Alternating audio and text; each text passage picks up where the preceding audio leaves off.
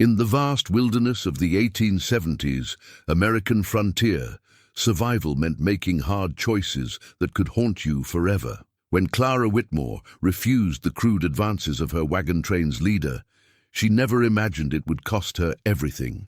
Cast out into the unforgiving wilderness to die alone, this quiet widow carried nothing but her grief and an iron will that wouldn't bend. 3 days without water, 2 nights fighting off wolves, 1 moment from death when fate intervened. Elias Monroe wasn't looking for companionship when he found her collapsed body near his ranch. The wealthy cattle baron had spent years avoiding human connection, haunted by ghosts from the war and the mysterious circumstances of his wife's death. But something in Clara's defiant spirit called to the hope he thought was buried forever. What happens when 2 broken souls discover that sometimes salvation comes from the most unexpected places? Before we jump back in, tell us where you're tuning in from. And if this story touches you, make sure you're subscribed, because tomorrow I've saved something extra special for you. The morning sun cast long shadows across the Montana territory as Clara Whitmore adjusted her worn woolen shawl against the crisp autumn air. She had been traveling with the Hartwell wagon train for 3 months now, ever since leaving her small Iowa farm behind after Thomas's death. The consumption had taken him slowly, leaving her with memories of a gentle man who had promised her a life of quiet contentment and little else. No children had blessed their union, though they had tried for 7 years. Now, at 32, Clara found herself among strangers, carrying what remained of her life in a single trunk and a carpet bag. The wagon train consisted of 43 souls when they had departed Council Bluffs. Disease, accidents, and the harsh realities of frontier travel had reduced their numbers to 31. Clara had watched families bury children along the trail, seen men broken by the endless miles, and women aged beyond their years by grief and hardship. Through it all, she had maintained her quiet dignity, offering comfort where she could, and keeping her own counsel when the whiskey flowed and tongues loosened around the evening fires. Jacob Stern commanded the wagon train with the authority of a man who had made this journey twice before. Broad-shouldered and thick through the middle, he wore his experience like a badge of honor, regaling anyone who would listen with tales of previous expeditions. His beard, streaked with premature gray, framed a face that might have been handsome. Once before, years of hard living and harder choices had carved deep lines around his eyes. Clara had noticed how those eyes lingered on her whenever she moved about the camp. "Mrs. Whitmore," he had said just that morning, approaching her wagon as she prepared breakfast over the small fire. "I've been thinking about your situation," Clara had continued, stirring the cornmeal mush, not looking up. "I wasn't aware I had a situation, Mr. Stern. A woman alone on the frontier faces challenges that a man might not fully appreciate." His voice carried the tone of someone accustomed to having his opinions valued. "Winter's coming on, and we're still 6 weeks from the valley. A woman needs protection, needs someone to look after her interests." She finally raised her eyes to meet his. "I've managed well enough so far." "That you have," he agreed, but his smile held something that made her skin crawl. "But managing and thriving are different things entirely. I've been thinking that perhaps we might come to an arrangement that would benefit us both." Clara set down her wooden spoon and straightened to her full height, which brought her eyes level with his chin. "What sort of arrangement?" "The kind that would ensure your comfort and safety for the remainder of our journey and beyond." He stepped closer, close enough that she could smell the tobacco on his breath. "I'm a man of means, Mrs. Whitmore. I have land waiting in the valley, plans for a future that could include the right woman." The proposal hung in the air between them like smoke from a badly tended fire. Clara had received similar offers twice before during the journey, once from a widower with 4 children and once from a bachelor whose hands shook from drink. She had declined both with politeness and firmness, but something in Jacob Stern's manner suggested he would not accept refusal as easily as the others had. "Mr. Stern," she said carefully, "I appreciate your concern for my welfare, but I must decline. I have my own plans for the future." His smile faded slightly. "Plans that don't include the security a husband could provide? Plans that don't require me to marry for convenience." The morning routine of the wagon train continued around them. Children gathered dried buffalo chips for fuel while their mothers prepared breakfast. Men checked harnesses and studied the sky for signs of weather. No one paid attention to the conversation between the wagon master and the quiet widow, but Clara felt exposed nonetheless. "I see." Stern's voice had grown cooler. "Well, I hope you'll reconsider. The trail ahead grows more dangerous with each mile. A woman alone might find herself in circumstances where convenience becomes necessity." That evening, as the wagons circled for the night, Clara noticed the change in how others treated her. Conversations stopped when she approached. The women who had previously included her in their evening sewing circles found reasons to be elsewhere.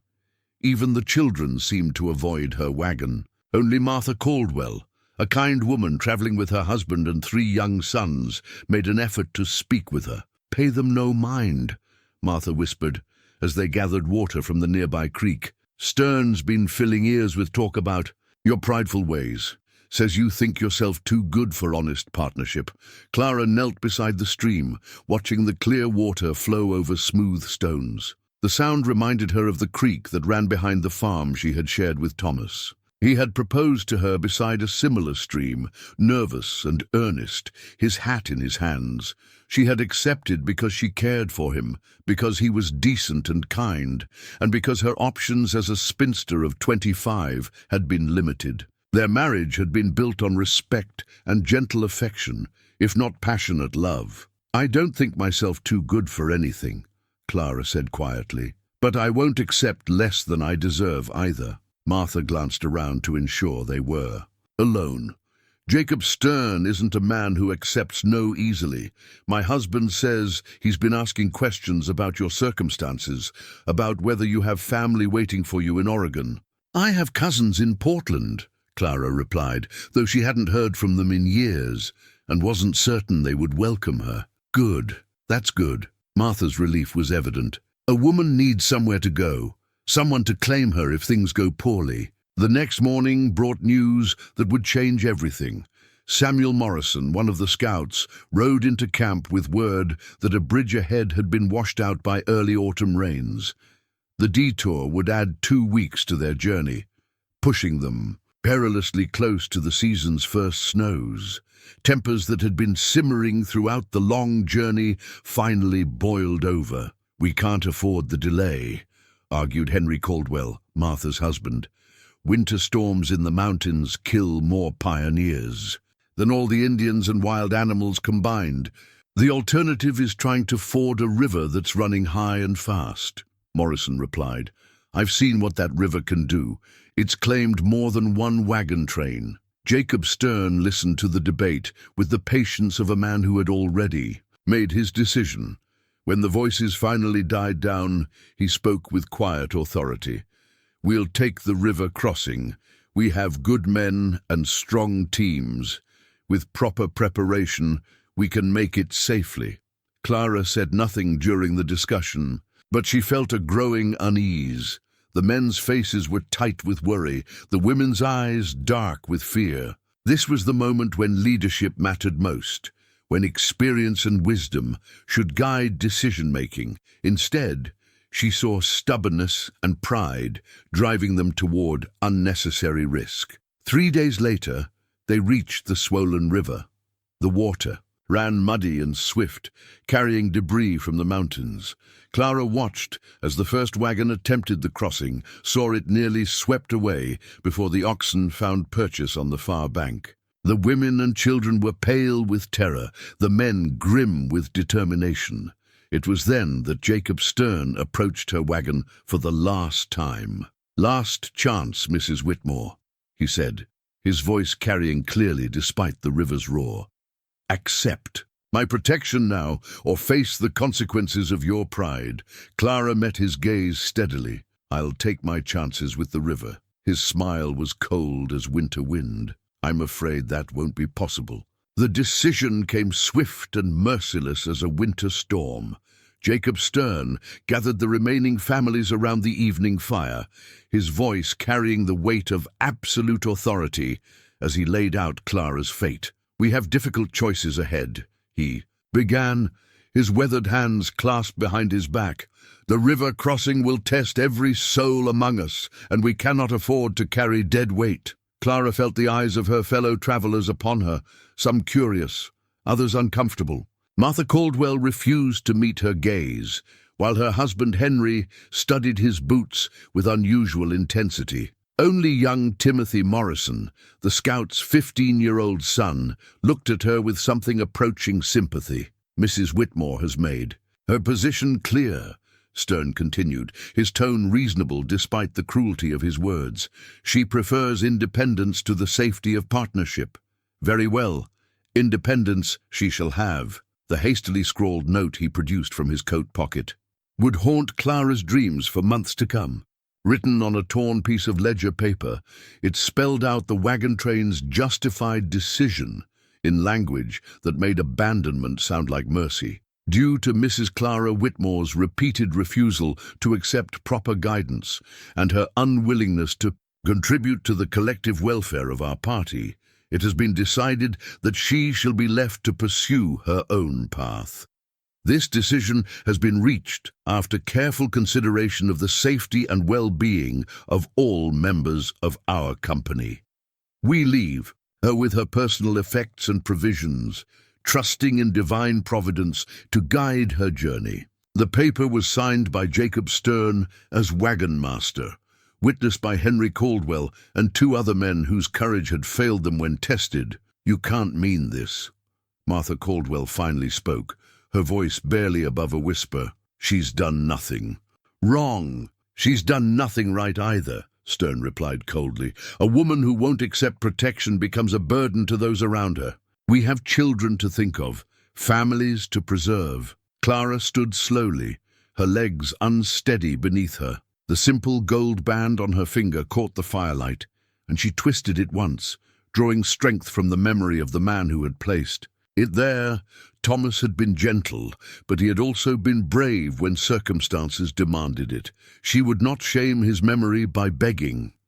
"Very well," she said, her voice carrying farther than she had intended. "I accept your decision." The silence that followed was broken only by the crackling of the fire and the distant sound of the river. Even Stern seemed taken aback by her calm acceptance. "You'll be given your personal belongings," he said, as if conferring a great favor. "Food for 3 days, a blanket." "How generous," Clara replied, and several people winced at the quiet steel in her voice. They left her at dawn, while the morning mist still clung to the valley floor. Clara stood beside her meager pile of possessions and watched the wagon train disappear into the distance, following the river toward what she hoped would be their safe crossing. She did not wave, did not call out. She simply stood and watched until the last wagon vanished from sight. The silence that followed was unlike anything she had ever experienced. On the farm with Thomas, there had always been the sounds of livestock, the whisper of wind through grain fields, the distant voices of neighbors. Here, in the vast emptiness of the Montana Territory, she was alone with a silence so complete it seemed to press against her ears. Her inventory was pitiful. A carpet bag containing 2 changes of clothing, her Bible, and a few personal items. A woolen blanket that had seen better days. A small sack of cornmeal, another of dried beans, and a piece of salt pork that wouldn't last more than 2 meals. A tin cup and plate, a knife that was more useful for cutting vegetables than defending herself. Most precious of all, a bundle wrapped in oilcloth that contained her sewing kit and the few coins she had managed to save. The first day was the hardest, not because of physical hardship, but because of the crushing weight of solitude. Clara had never been truly alone before. Even as a child, she had shared a bed with her sisters. Marriage to Thomas had meant constant companionship, and the wagon train had provided the comfort of community, however flawed. Now, for the first Time in her 32 years, she was entirely dependent on herself. She followed the river, reasoning that water was life, and that the wagon train's route might eventually lead to settlement. The walking was difficult across the uneven ground, and her city boots were poorly suited to the terrain. By evening, her feet were blistered, and her shoulders ached from carrying her burdens. The first night was a revelation in fear. Every sound in the darkness seemed magnified, every shadow a potential threat. Clara had heard the men's stories around the campfire, tales of wolves and mountain lions, of hostile Indians and desperate outlaws.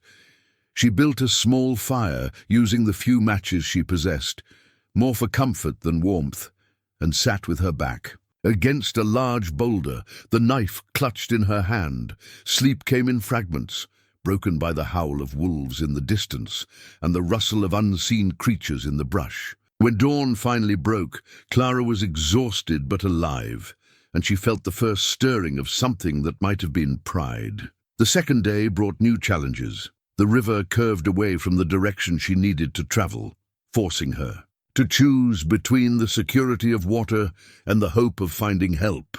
She chose to follow the river, a decision that would save her life. Her food was already running low, and she supplemented it with berries she recognized from her childhood, testing each one carefully before eating. It was on the second night that she encountered the wolves. She had made camp in a small clearing, exhausted from the day's travel and dizzy from hunger. The fire was smaller than she would have liked, her supply of matches dwindling, but it provided some measure of comfort. She was dozing fitfully when the howling began. Closer than it had been the night before, they appeared at the edge of the firelight like shadows given form, their eyes reflecting the flames. Clara counted at least 5, possibly more lurking. In the darkness beyond her vision, her heart hammered against her ribs as she reached for the knife, knowing it would be useless against so many predators. The pack leader, a massive grey wolf with scars across his muzzle, stepped into the light. Clara forced herself to remain still, remembering stories she had heard about wolves, how they could sense fear and weakness. She met the animal's gaze steadily, her grip tight on the knife handle. For what felt like hours but was probably only minutes, they regarded each other across the dying fire. Clara's arm ached from holding the knife.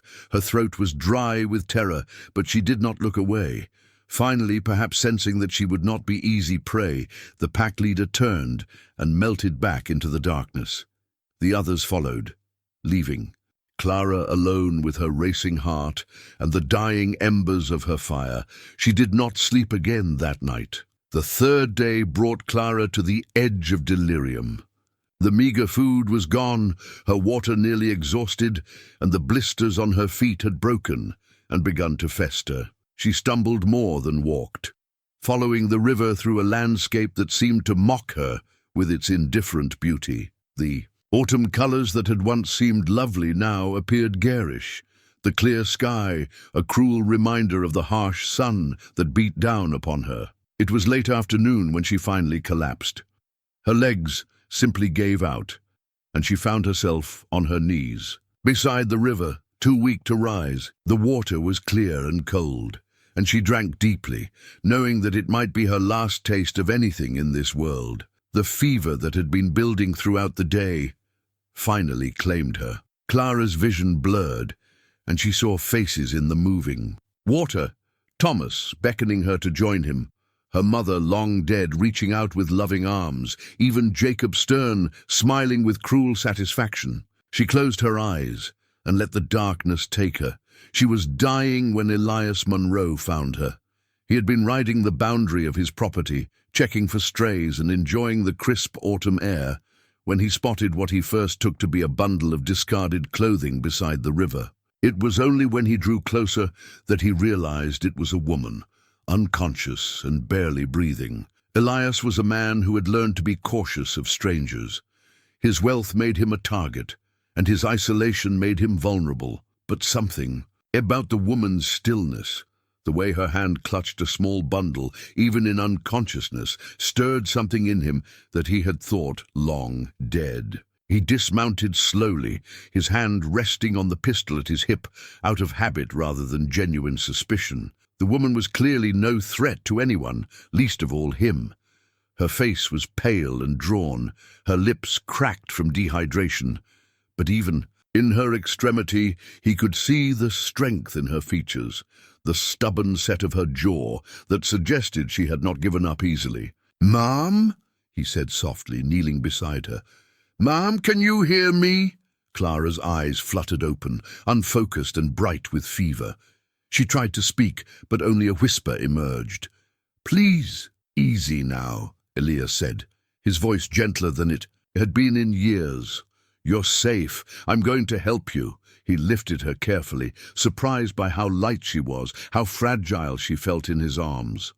Her head fell against his shoulder, and he caught the faint scent of lavender water despite her.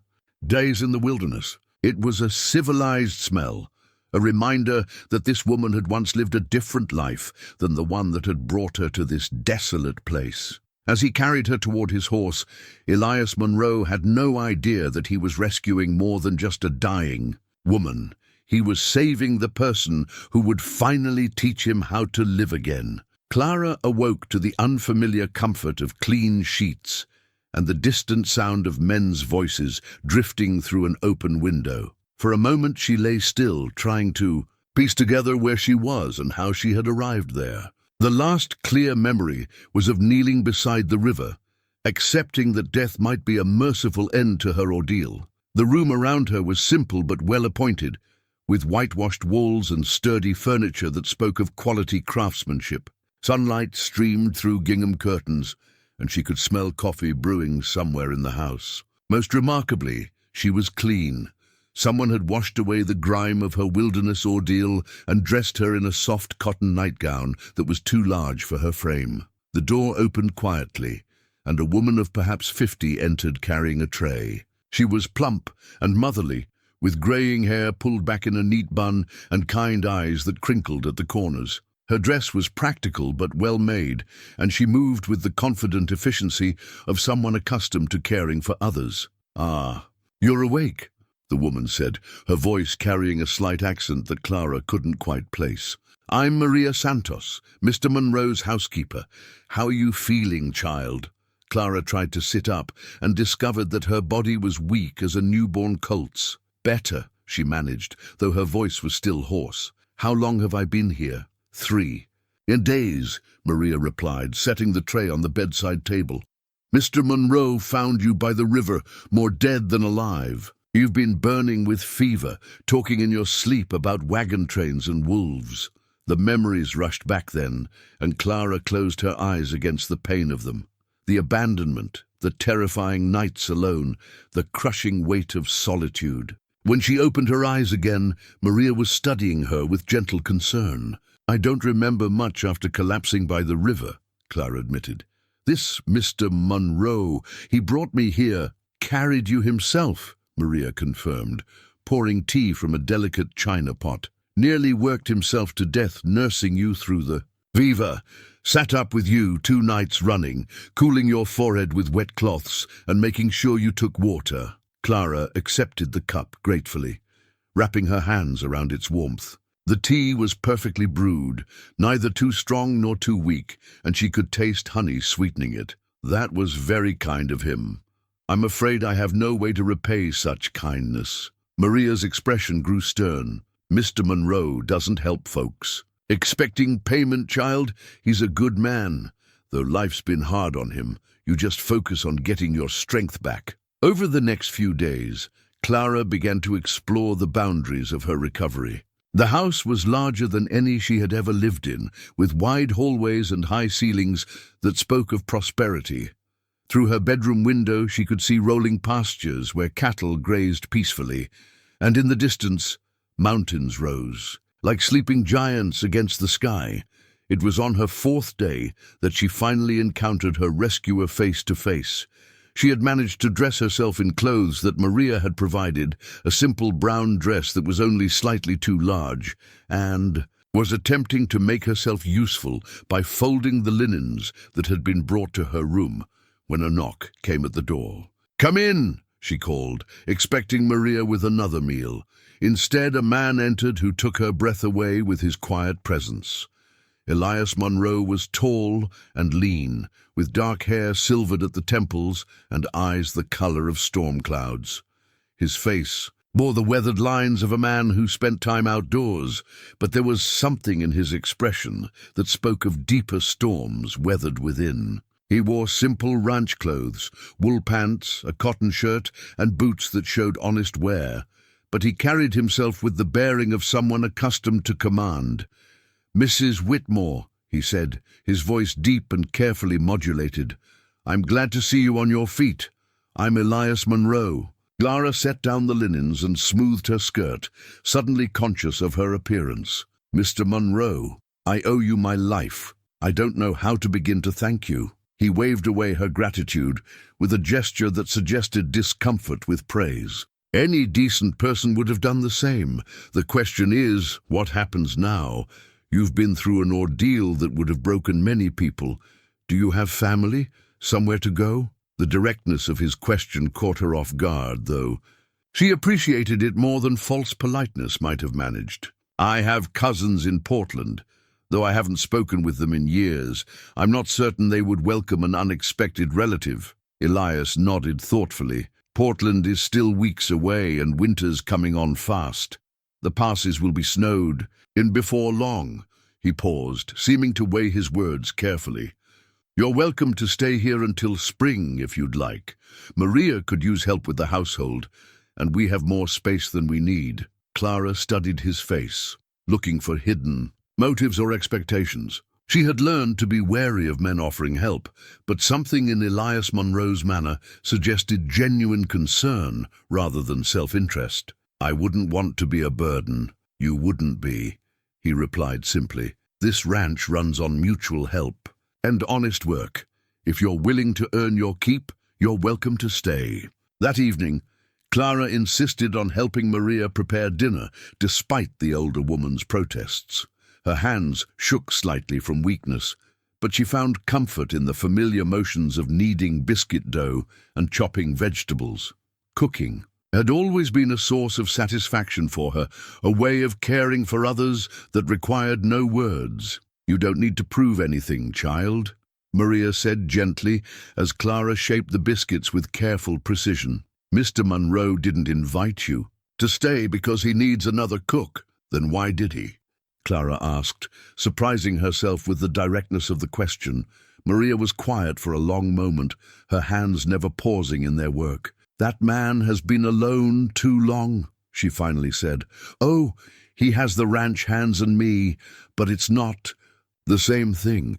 He's been carrying grief like a stone in his chest, and I think maybe seeing your courage reminded him what it means to hope." Clara looked through the kitchen window toward the barn, where she could see Elias talking with two of his men. Even from a distance, she could sense something isolated about him, a wall that held the world at arm's length. "What happened to his wife?" "Eleanor died 3 years ago," Maria replied, her voice soft with old sorrow. "Sweet girl, though fragile as spun glass. She wasn't made for frontier life, but she tried. The fever took her one winter when the doctor couldn't get through the snow. The dinner table that evening was an exercise in careful courtesy. Elias ate with the precise manners of a man who had been taught proper behavior, asking polite questions about Clara's recovery and avoiding anything that might touch on difficult subjects. Clara found herself studying him when she thought he wasn't looking, noting the way his eyes seemed to focus on something beyond the present moment. "Tell me about your ranch," she said, hoping to draw him into safer conversation. "How long have you been here?" His face relaxed slightly. 8 years. I bought the land from a man who couldn't make a go of it. Built most of the buildings myself with help from the hands. We run about 2,000 head of cattle, sell beef to the army posts and the mining camps. It must be satisfying work, Clara observed, building something lasting. For a moment, his guard dropped completely, and she saw passion kindle in his eyes. "It is. There's something about taking raw land and making it productive, creating something that will outlast you." Then the walls went back up, and he turned the conversation to more mundane matters. Later that evening, Clara sat on the porch with her sewing kit in her lap, mending a tear in one of her 2 remaining dresses by lamplight. The night air was crisp with the promise of winter, and she could hear cattle lowing in the distance. For the first time since Thomas's death, she felt something approaching peace. Elias emerged from the house and settled into a chair nearby, a cup of coffee in his hands. "Nice evening," he said quietly. "Beautiful," Clara agreed, looking up at stars more brilliant than any she had seen during her months of travel. "I've never lived anywhere so quiet." "Does the quiet bother you?" "Some people find it unsettling." Clara considered the question seriously. "No, after months of being surrounded by people, I find I appreciate the space to think." She paused in her sewing. "Though I suppose I've had more solitude recently than I care to repeat. Maria told me you were abandoned by your wagon train." His voice was carefully neutral, but she could hear the anger beneath it. "That's a hard thing for decent people to do. Their leader made it clear that my refusal to accept his partnership made me a burden to the group." Clara kept her voice steady, though the memory still stung. Perhaps they were right. A woman alone is a responsibility that others shouldn't have to bear. Elias was quiet for so long that Clara wondered if she had said something wrong. When he finally spoke, his voice carried a conviction that surprised her. "A person's worth isn't measured by how convenient they are for others. Anyone who would abandon a woman in the wilderness isn't fit to lead a church picnic, much less a wagon train." The fierce protectiveness in his tone warmed her more than she cared to admit. "Thank you for that," she said softly. They sat in comfortable silence after that, 2 people who had learned that words weren't always necessary for understanding. Clara found herself stealing glances at his profile in the lamplight, noting the strength in his jaw and the way his hands held his coffee cup with unconscious grace. There was something about Elias Monroe that spoke to a part of her she had thought buried with Thomas. Not the desperate need for security that Jacob Stern had tried to exploit, but something deeper and more dangerous. When she finally rose to go inside, he stood as well, the gesture automatic and courteous. "Good night, Mrs. Whitmore. I hope you sleep well." "Good night, Mr. Monroe, and thank you again for everything." As she prepared for bed in the comfortable room that was becoming familiar, Clara allowed herself to consider the possibility that her ordeal might have led her to something better than mere survival. For the first time in months, she was looking forward to tomorrow. The October mornings had grown cold enough to frost the windows, and Clara found herself waking earlier each day, drawn by the peaceful rhythm of ranch life. She had been at the Monroe Ranch for nearly 2 weeks now, and the routine had become as comfortable as an old quilt. Maria would already be in the kitchen when Clara arrived, the coffee pot brewing and breakfast preparations underway. "You don't need to rise so early, child," Maria would say each morning, but Clara could see the pleasure in the older woman's eyes at having company during the quiet morning hours. "I like the early mornings," Clara would reply, and it was true. There was something restorative about watching the sun rise over the mountains, painting the sky in shades of rose and gold, while the world was still hushed with sleep. It was during one of these peaceful mornings that Elias opened his heart to her, though neither of them recognized it as such at the time. Clara was sitting on the porch with her second cup of coffee, watching the ranch hands prepare for the day's work, when Elias emerged from the barn leading a magnificent bay mare.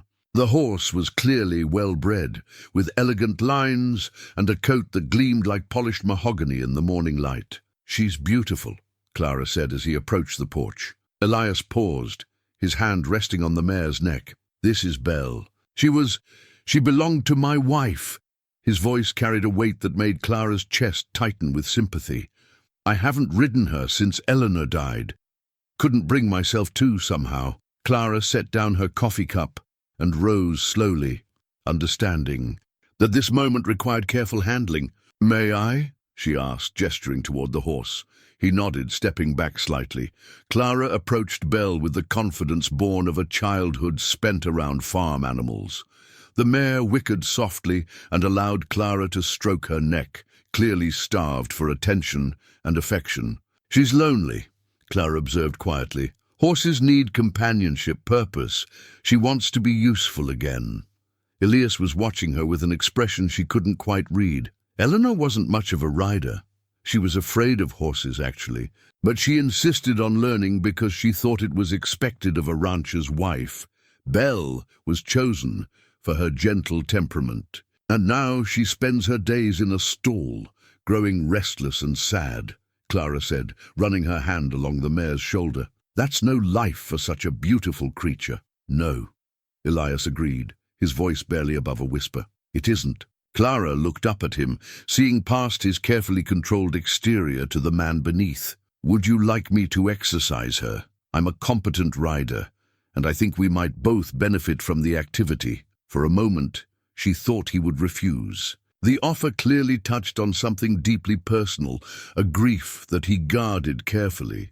Then something shifted in his expression, and he nodded slowly. "I think Eleanor would have liked that," he said. That afternoon, Clara rode Belle across the rolling pastures surrounding the ranch house, and for the first time since Thomas's death, she felt truly free.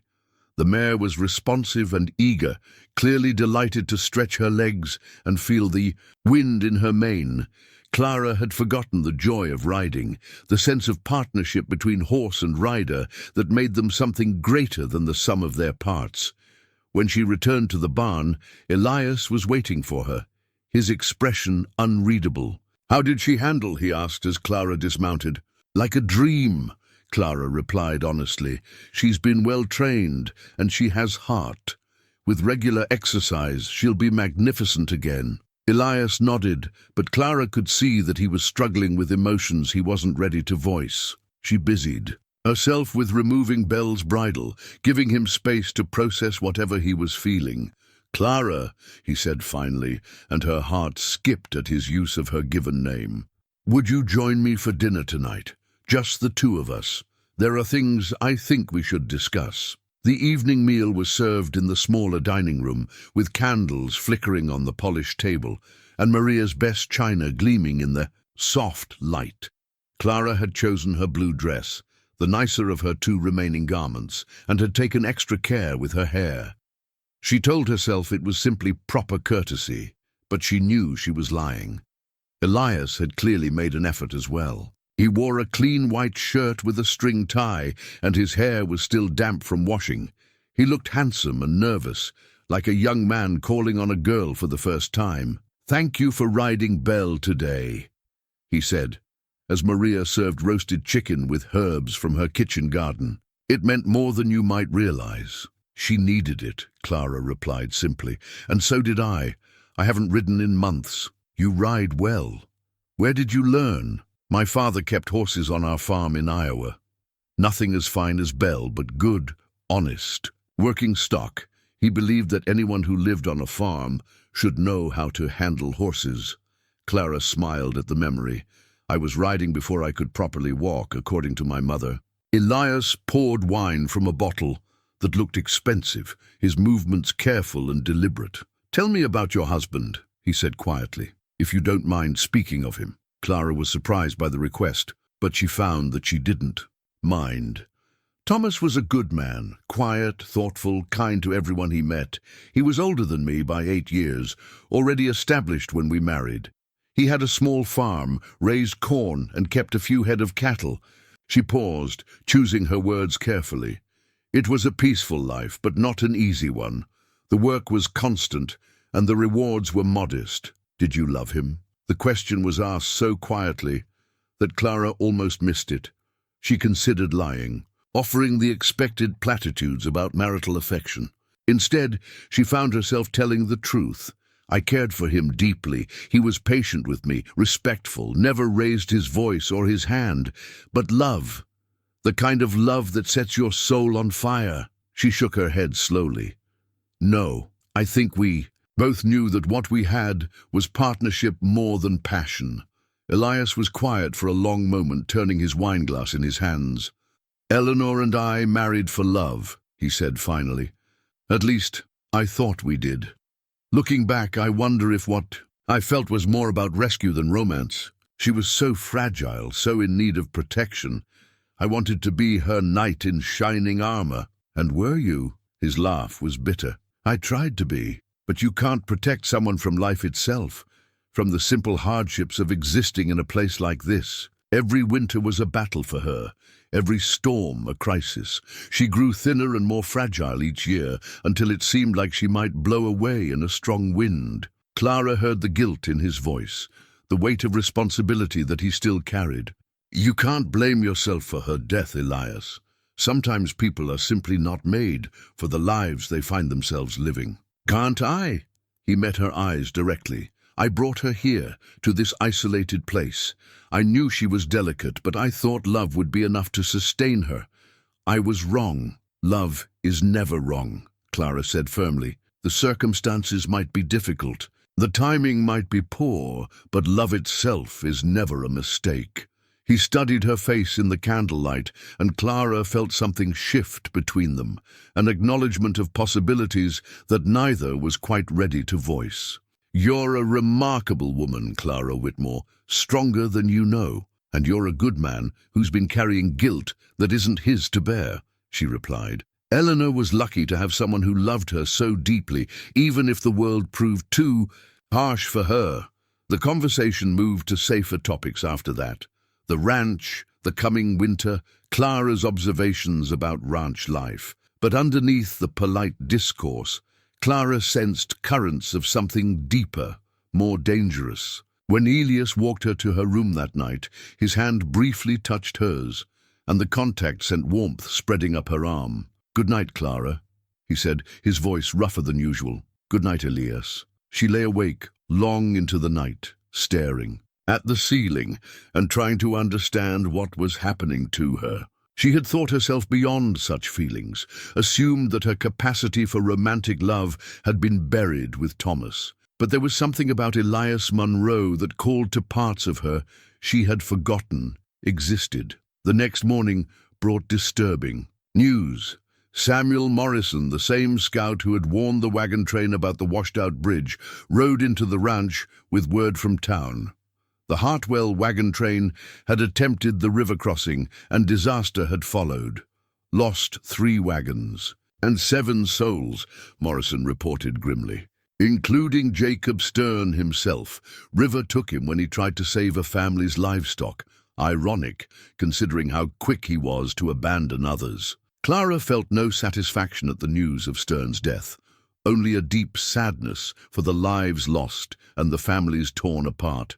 But she couldn't help wondering what might have happened if she had been with them, if her presence might have somehow changed the outcome. "Don't," Elias said quietly, reading her thoughts with uncomfortable accuracy. "Don't blame yourself for surviving when others didn't. Stern made his choices, and they led to consequences he couldn't foresee." That evening, Clara found herself drawn to her writing desk, a beautiful piece that Elias had provided for her use. She pulled out a sheet of paper and began composing a letter she had been avoiding for weeks, a letter to her cousins in Portland, explaining her circumstances and asking about the possibility of joining them in the spring. But as she wrote, Clara found herself describing the ranch, the beauty of the mountains, the satisfaction of useful work. She wrote about Maria's kindness and the pleasure of riding Belle across the open pastures. Most tellingly, she found herself writing about Elias Monroe, his quiet strength, his generous heart, the way he had given her not just shelter, but a chance to rediscover herself. When she read over what she had written, Clara realized that it sounded less like a request for refuge and more like a description of a woman who had found her home. The realization both thrilled and terrified her. She set the letter aside, unfinished, and prepared for bed with the growing certainty that her life was about to change in ways she couldn't yet imagine. Outside her window, the first snow of the season began to fall, covering the world in pristine white and ensuring that, for better or worse, she would be staying at the Monroe Ranch until spring. December arrived with a vengeance, blanketing the ranch in snow that transformed the landscape into something from a fairy tale. Clara had never experienced a winter quite like this one. The cold was fierce but clean, and the silence that settled over the land was profound and peaceful. She found herself thriving in ways that surprised her, growing stronger and more confident with each passing day. The work had become second nature to her now. She rose before dawn to help Maria with breakfast, spent her mornings on household tasks, and devoted her afternoons to projects that brought her deep satisfaction. She had taken over much of the mending and sewing for the ranch hands, finding genuine pleasure in the rhythm of needle through fabric. Most of all, she had become an integral part of the ranch's daily operations in ways both large and small. It was during one of these snowy mornings that Elias made an observation that would change everything between them. Clara was in the kitchen, carefully embroidering initials onto a new set of work shirts she had sewn for the ranch hands. The winter had given her time for detailed work, and she took pride in the neat, precise stitches that marked each garment with its owner's name. She was so absorbed in her task that she didn't notice Elias watching her from the doorway until he spoke. "You've been doing beautiful work," he said, his voice warm with genuine appreciation. "The men appreciate having clothes that fit properly, that are made with care." Clara looked up from her embroidery, her cheeks warming under his praise. "It's satisfying work. I like being useful." Elias stepped into the kitchen, accepting a cup of coffee from Maria before settling into the chair across from Clara. "You've done more than make yourself useful. You've made this place feel like a home again." The statement hung in the air between them, weighted with implications that neither was quite ready to address directly. Clara bent her head back to her work, but she could feel his eyes on her, studying her face in the morning light. "I've been thinking," Elias continued, his voice carefully measured, "about making some changes to the ranch brand." Clara's needle paused in its path through the fabric. The Monroe Ranch brand was a simple EM contained within a circle. Elias. Monroe's initials, marking everything he owned. It was a symbol of his independence, his solitary authority over everything within his domain. "What kind of changes?" she asked, not daring to look up. "I was thinking about incorporating another initial, making it more inclusive." His words were chosen carefully, but Clara could hear the vulnerability beneath them. "If you would be amenable to such a change." The embroidery hoop trembled slightly in Clara's hands. She understood what he was really asking, the commitment implicit in altering a ranch brand. A brand was more than a mark of ownership. It was a statement of identity, of permanence, of belonging. "That's a very generous offer," she said quietly. "But are you certain it's what you want? Such changes can't be undone easily."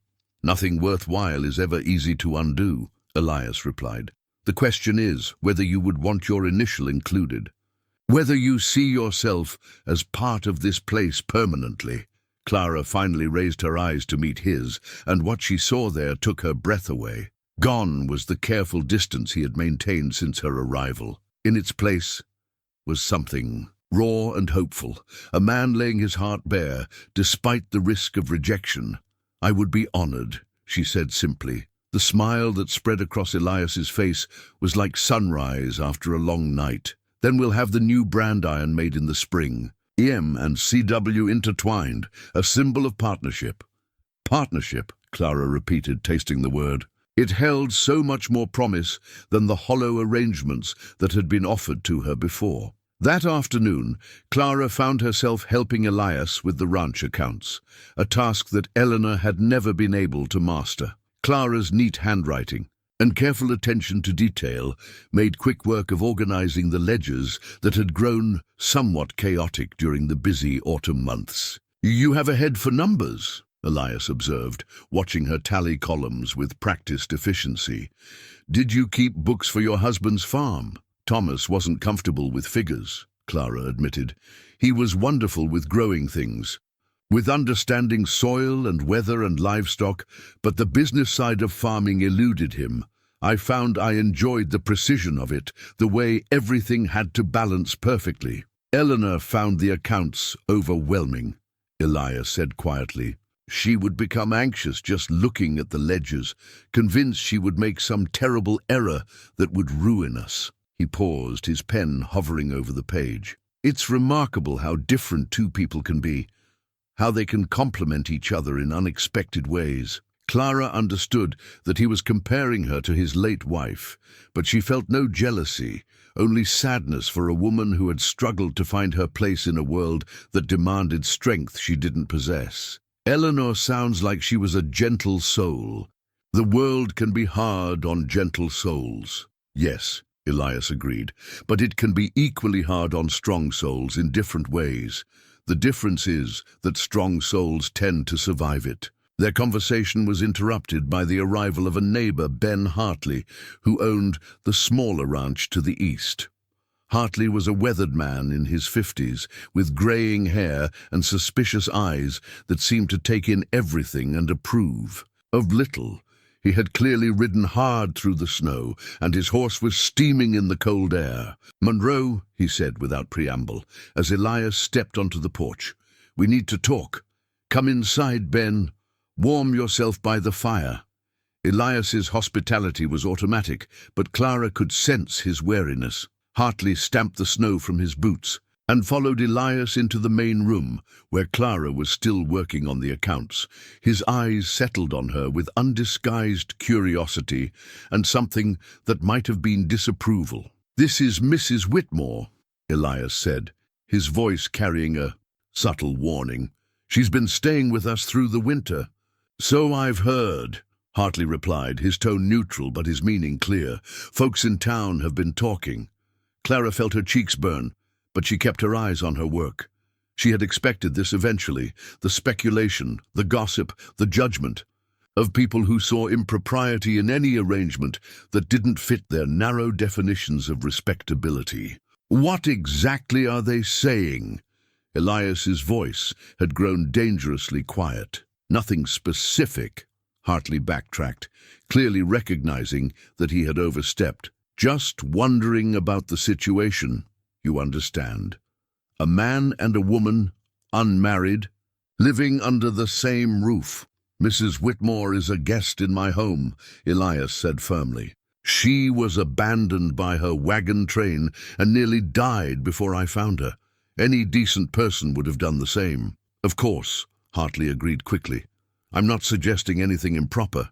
It's just that people talk, and sometimes that talk can cause problems for everyone involved." Clara set down her pen and rose gracefully from her chair. "Perhaps I should leave you gentlemen to your discussion," she said, her voice steady despite the turmoil in her chest. "That's not necessary," Elias said, but Clara was already gathering her things. "I think it is," she replied quietly. "Mr. Hartley came here to speak with you about ranch business, not to make polite conversation with me." She left the room with her dignity intact, but once she reached the privacy of her bedroom, she sank into a chair and let the full weight of her situation settle over her. She had been so comfortable, so content with the life she was building at the ranch, that she had forgotten how her presence might appear to others. The implied criticism in Hartley's words stung more than she cared to admit. A soft knock at her door interrupted her brooding. "Clara?" Elias's voice was gentle but concerned. "May I come in?" She opened the door to find him standing in the hallway, his face tight with anger and something that might have been embarrassment. "I'm sorry about that," he said without preamble. "Hartley had no right to suggest anything improper about your staying here." "But he's not wrong, is he?" Clara asked quietly. "About how it appears to others? A single woman living in a bachelor's household, even with Maria here as chaperone." Elias stepped into the room, closing the door behind him with a decisive click. "Clara, I need to ask you something, and I need you to answer honestly." She nodded, though her heart was racing. "Do you care what people like Ben Hartley think about you? About us?"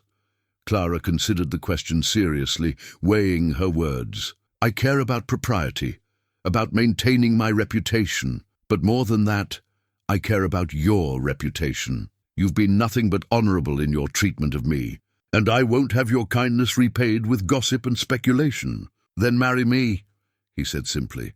The words hung in the air between them like a challenge. Clara felt the world tilt on its axis, everything she thought she understood suddenly uncertain. Elias, I know it's sudden, he continued, his words coming faster now, as if he needed to get them out before his courage failed. I know we haven't talked about love or romance or any of the things that usually precede such a proposal, but we work well together, Clara. We understand each other. We could build something real here, something lasting. Clara sat down heavily, on the edge of her bed, her mind reeling. You're talking about a marriage of convenience. I'm talking about a partnership between two people who respect each other, who enjoy each other's company, who share common goals and values. He knelt beside her chair, taking her hands in his. I won't lie and say I'm offering you passionate love. I'm not sure I'm capable of that anymore. But I'm offering you security, companionship, a place where you belong, a chance to build something together. Clara looked down at their joined hands, noting how right they looked together, how his calloused fingers complemented her smaller ones. And what would you gain from such an arrangement? A partner, he said simply, someone to share the burdens and the joys, someone who understands the value of honest work and simple pleasures, someone who makes this house feel like a home instead of just a place to sleep. It was a practical proposal, logical and reasonable. Clara found herself surprised by how much it appealed to her, this offer of partnership without the complications of passionate emotion. She had experienced the pain of loss once. Perhaps there was something to be said for building a life on steadier foundations. May I have time to consider your proposal? She asked finally. Of course, Elias replied, though she could see the disappointment in his eyes. Take all the time you need. After he left, Clara sat alone in her room as darkness fell outside her window.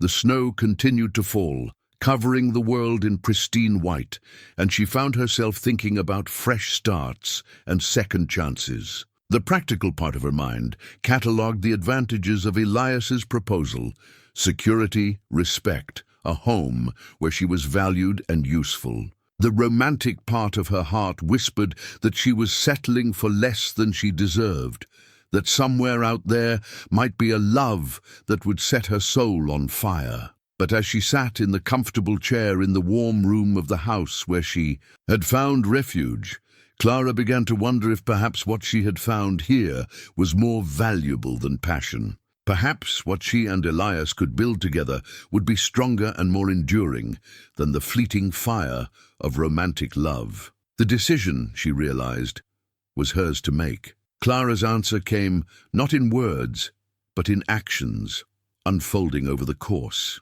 of the following weeks like a flower opening to spring sun.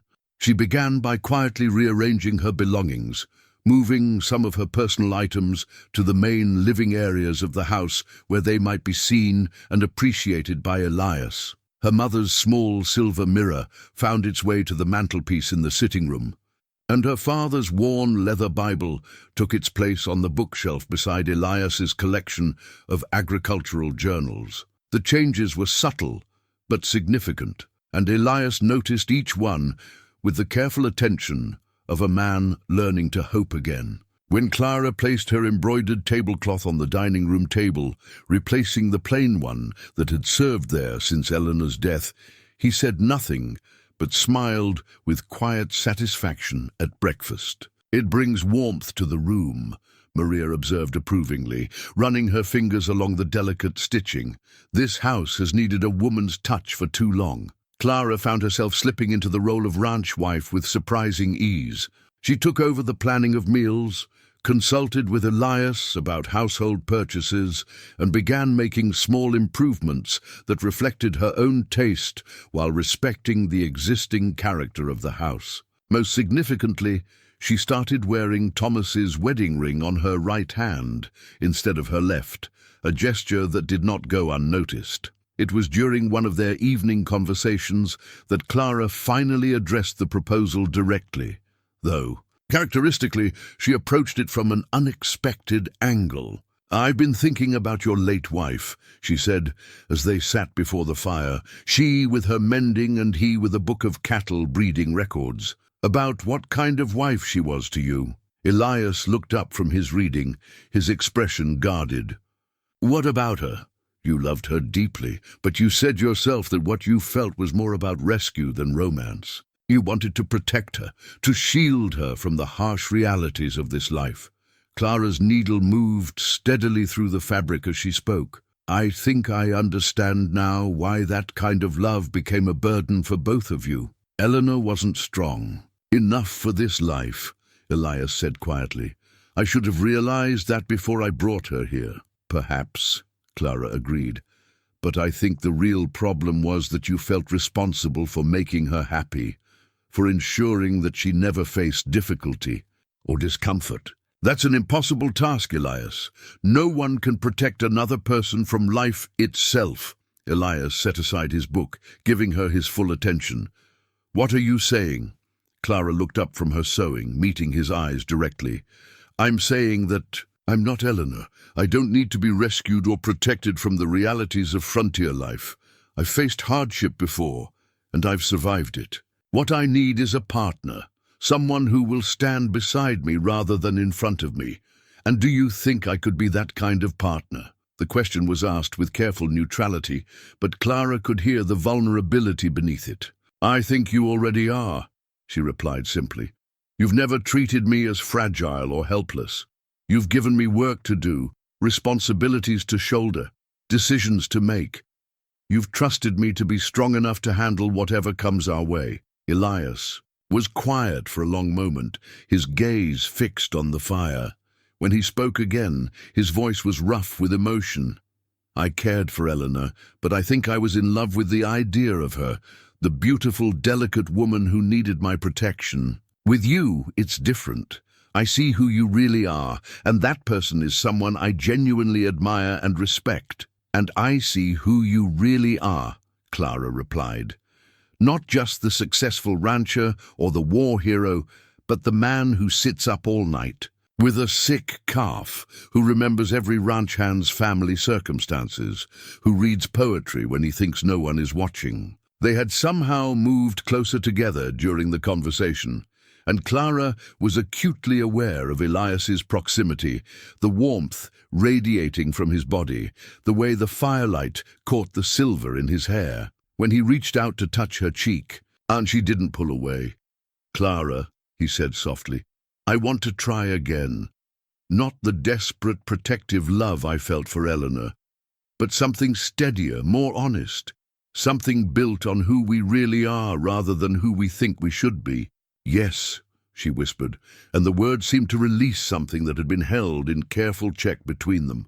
The kiss that followed was gentle but sure, the kiss of two people who had found something unexpected and precious. When they broke apart, Clara felt as if the world had shifted on its axis, revealing new possibilities she hadn't dared to imagine. "We should talk to Reverend Miller about performing the ceremony," Elias said practically, though his voice was still rough with emotion. "And we'll need to get word to your cousins in Portland, let them know about the change in your circumstances." Clara nodded, though the mention of her cousins brought a pang of uncertainty. She had never finished the letter she had started months ago, and she wondered what they would think of her decision to marry a man they had never met, to make her home in a place they had never seen. "There's something else we need to discuss," she said carefully. "The town, the neighbors. Some people will always see our marriage as hasty, improper. They may never fully accept me as your wife." Elias's expression hardened. "Let them think what they want. Anyone whose opinion matters will see that we're well suited to each other. And those whose opinions don't matter can go to hell," he said bluntly, then softened. "Clara, I won't pretend that there won't be challenges. Some people will always find fault with choices that don't match their own narrow ideas of propriety. But this ranch, this life we're building, it's ours to define. The next few weeks passed in a flurry of quiet preparation. Clara altered one of Eleanor's dresses, a simple blue silk that had been packed away in tissue paper, transforming it into something that suited her own taste and figure. Maria threw herself into planning a wedding feast that would feed the ranch, Hans and the few neighbors whose friendship Elias valued. Word was sent to town for Reverend Miller to perform the ceremony, and Clara finally completed her letter to her cousins, explaining her circumstances and her decision with as much dignity as she could muster. The most meaningful preparation was the creation of the new brand iron. Elias worked with the ranch's blacksmith to design something elegant yet practical. The letters E and C intertwined within a circle, with Monroe spelled out beneath. When the finished product was presented to Clara, she ran her fingers along the smooth metal and felt a sense of belonging she had never experienced before. "It's beautiful," she said, though the word seemed inadequate for what the brand represented. "It's permanent," Elias replied, and Clara understood that he was talking about more than just marking livestock. The wedding itself was set for the first week of February, when the worst of the winter storms had passed, but spring was still a distant promise. Clara found herself looking forward to the ceremony with a mixture of anticipation and nervousness that surprised her with its intensity. This marriage felt different from her union with Thomas, not the desperate grasping for security that Jacob Stern had tried to exploit, but a conscious choice made by two adults who understood both the possibilities and the limitations of what they were undertaking.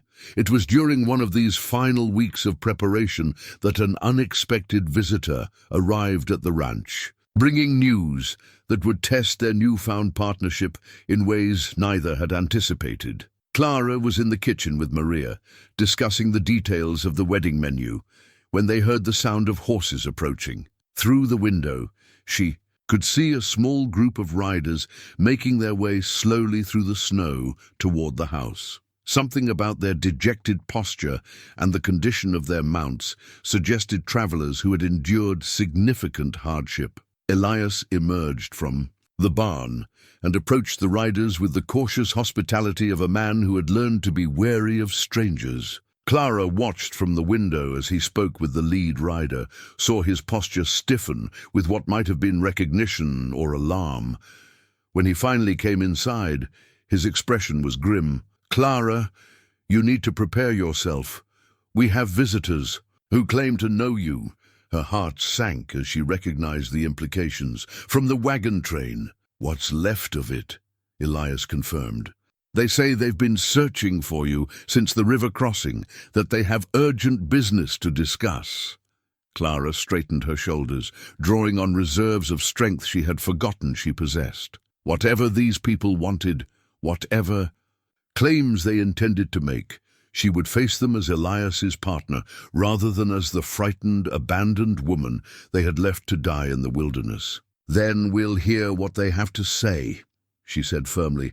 "Together." As she walked beside Elias toward the door, Clara found herself clutching the small bundle that contained her most precious possession, Thomas's pocket watch, which she had finally decided to put away as a symbol of her readiness to embrace the future rather than cling to the past. The weight of it in her hand reminded her of how far she had traveled, both physically and emotionally, since that terrible day by the river.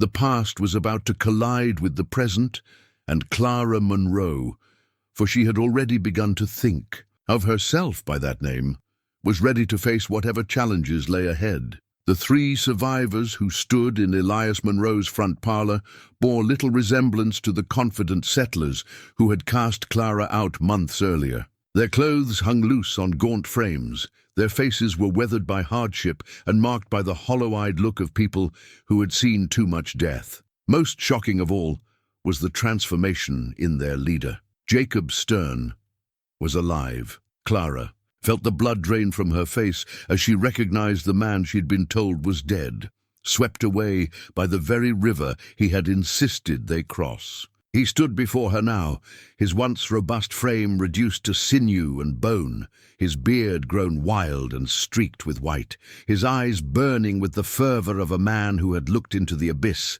and survived. "Hello, Clara," he said, his voice rougher than she remembered, but unmistakably his. "I told you we would meet again."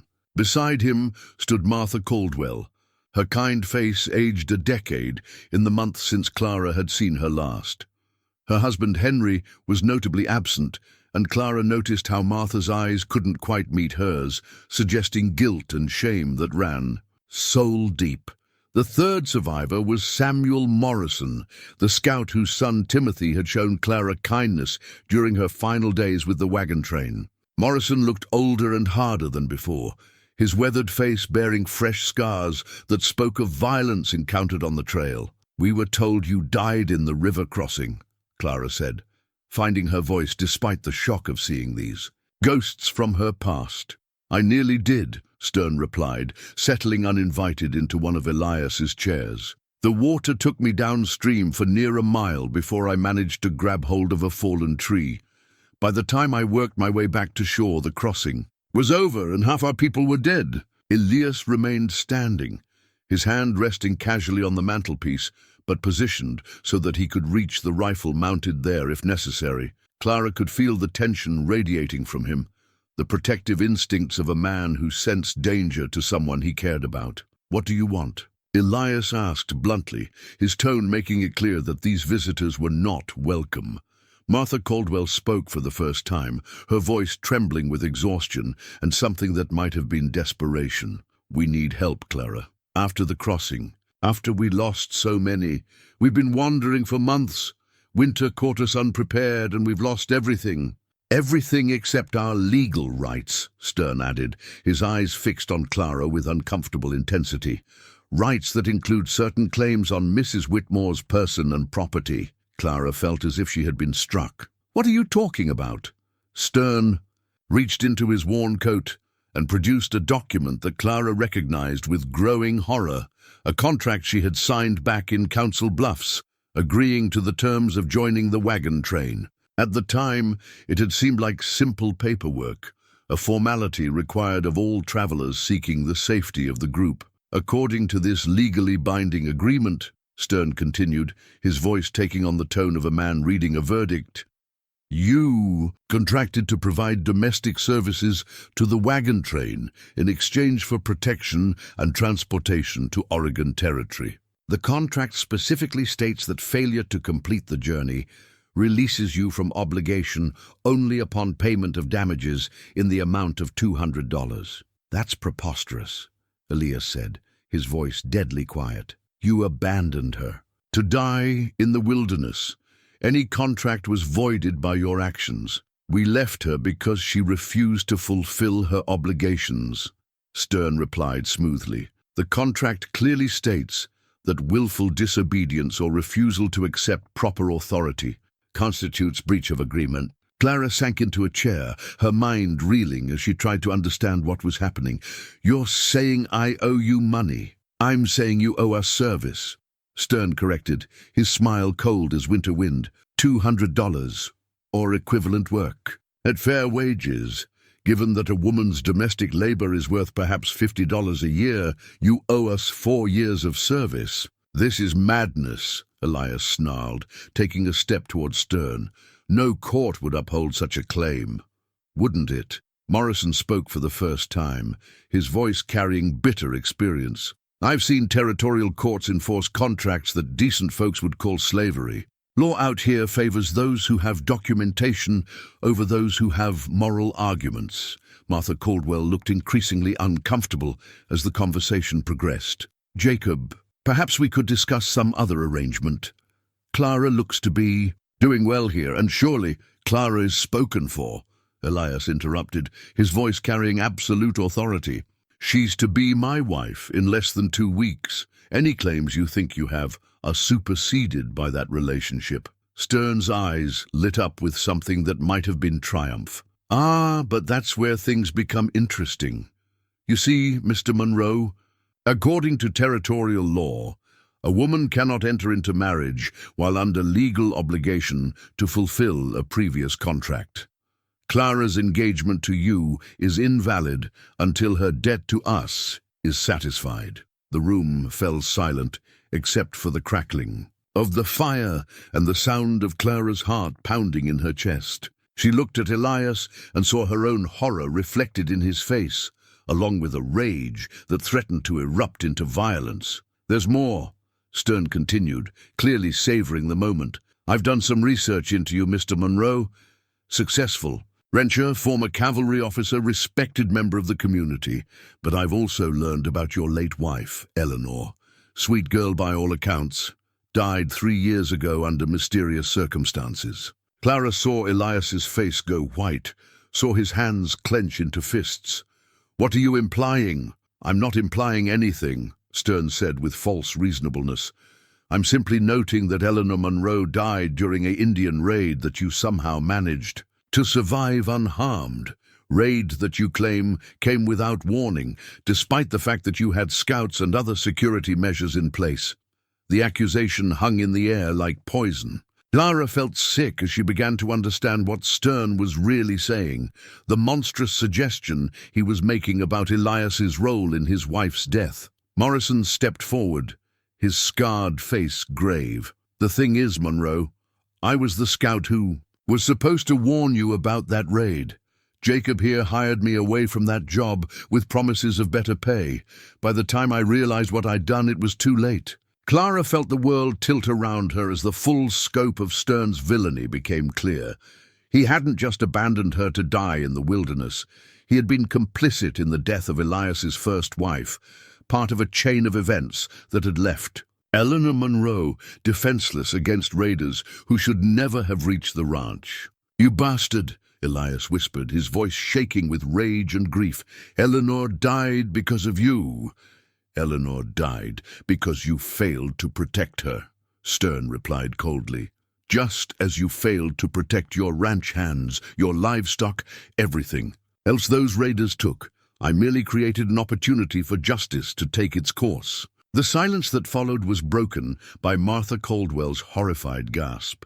"Jacob, you never told us.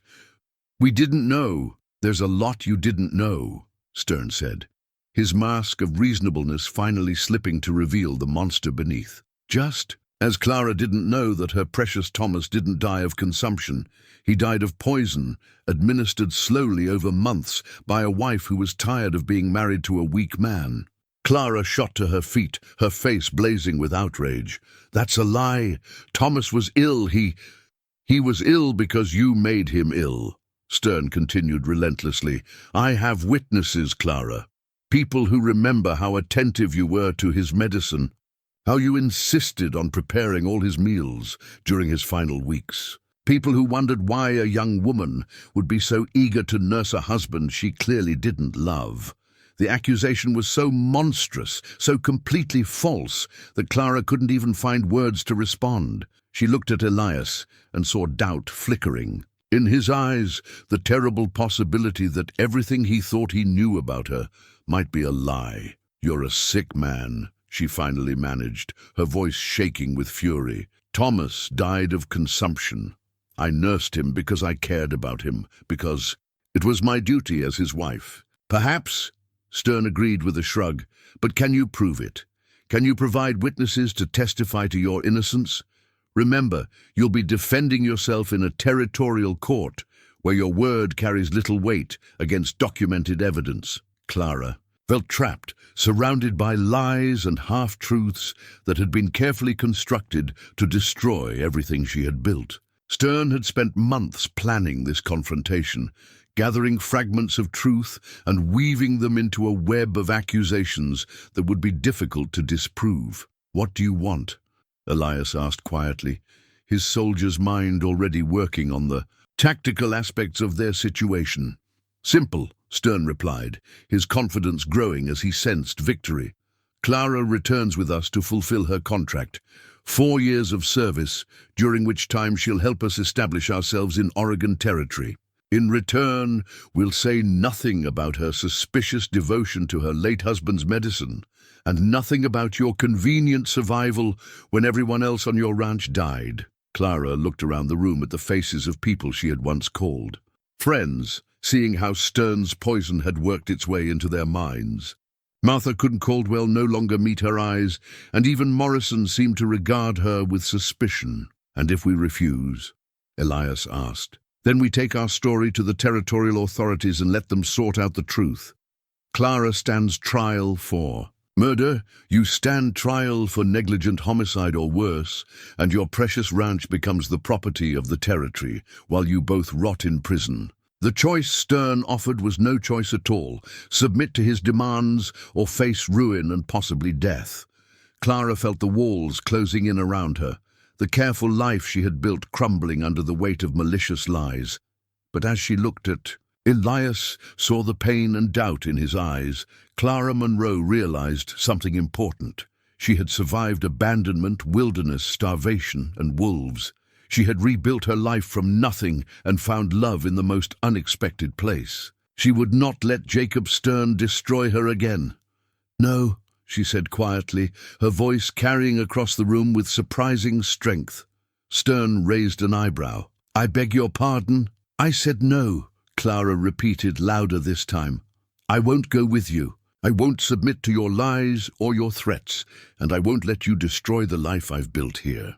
"Then you've chosen poorly," Stern replied, but Clara thought she heard uncertainty in his voice for the first time. "Have I?" Clara asked, moving to stand beside Elias. "Because I think you've made a mistake, Jacob. You've assumed that I'm still the frightened woman you abandoned in the wilderness. But that woman died by the river. The woman standing before you now is someone different, someone stronger." She took Elias's hand, feeling his fingers close around hers with desperate strength. "And she's not alone anymore. The battle lines were drawn, and Clara Monroe was ready for war." The three unwelcome visitors departed the next morning with promises to return within a week with territorial authorities, leaving behind a poisonous atmosphere that seemed to contaminate everything in the house.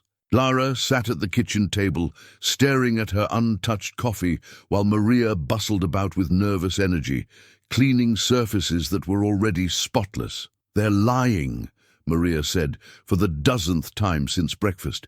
"Anyone with eyes can see what kind of woman you are, child. That man Stern has the devil in him." Clara nodded absently, but her mind was focused on more practical concerns. Stern's accusations were lies, but they were cleverly constructed lies that would be difficult to disprove in a territorial court where documentation mattered more than character. She needed evidence, witnesses, proof that could stand up against Stern's manufactured claims.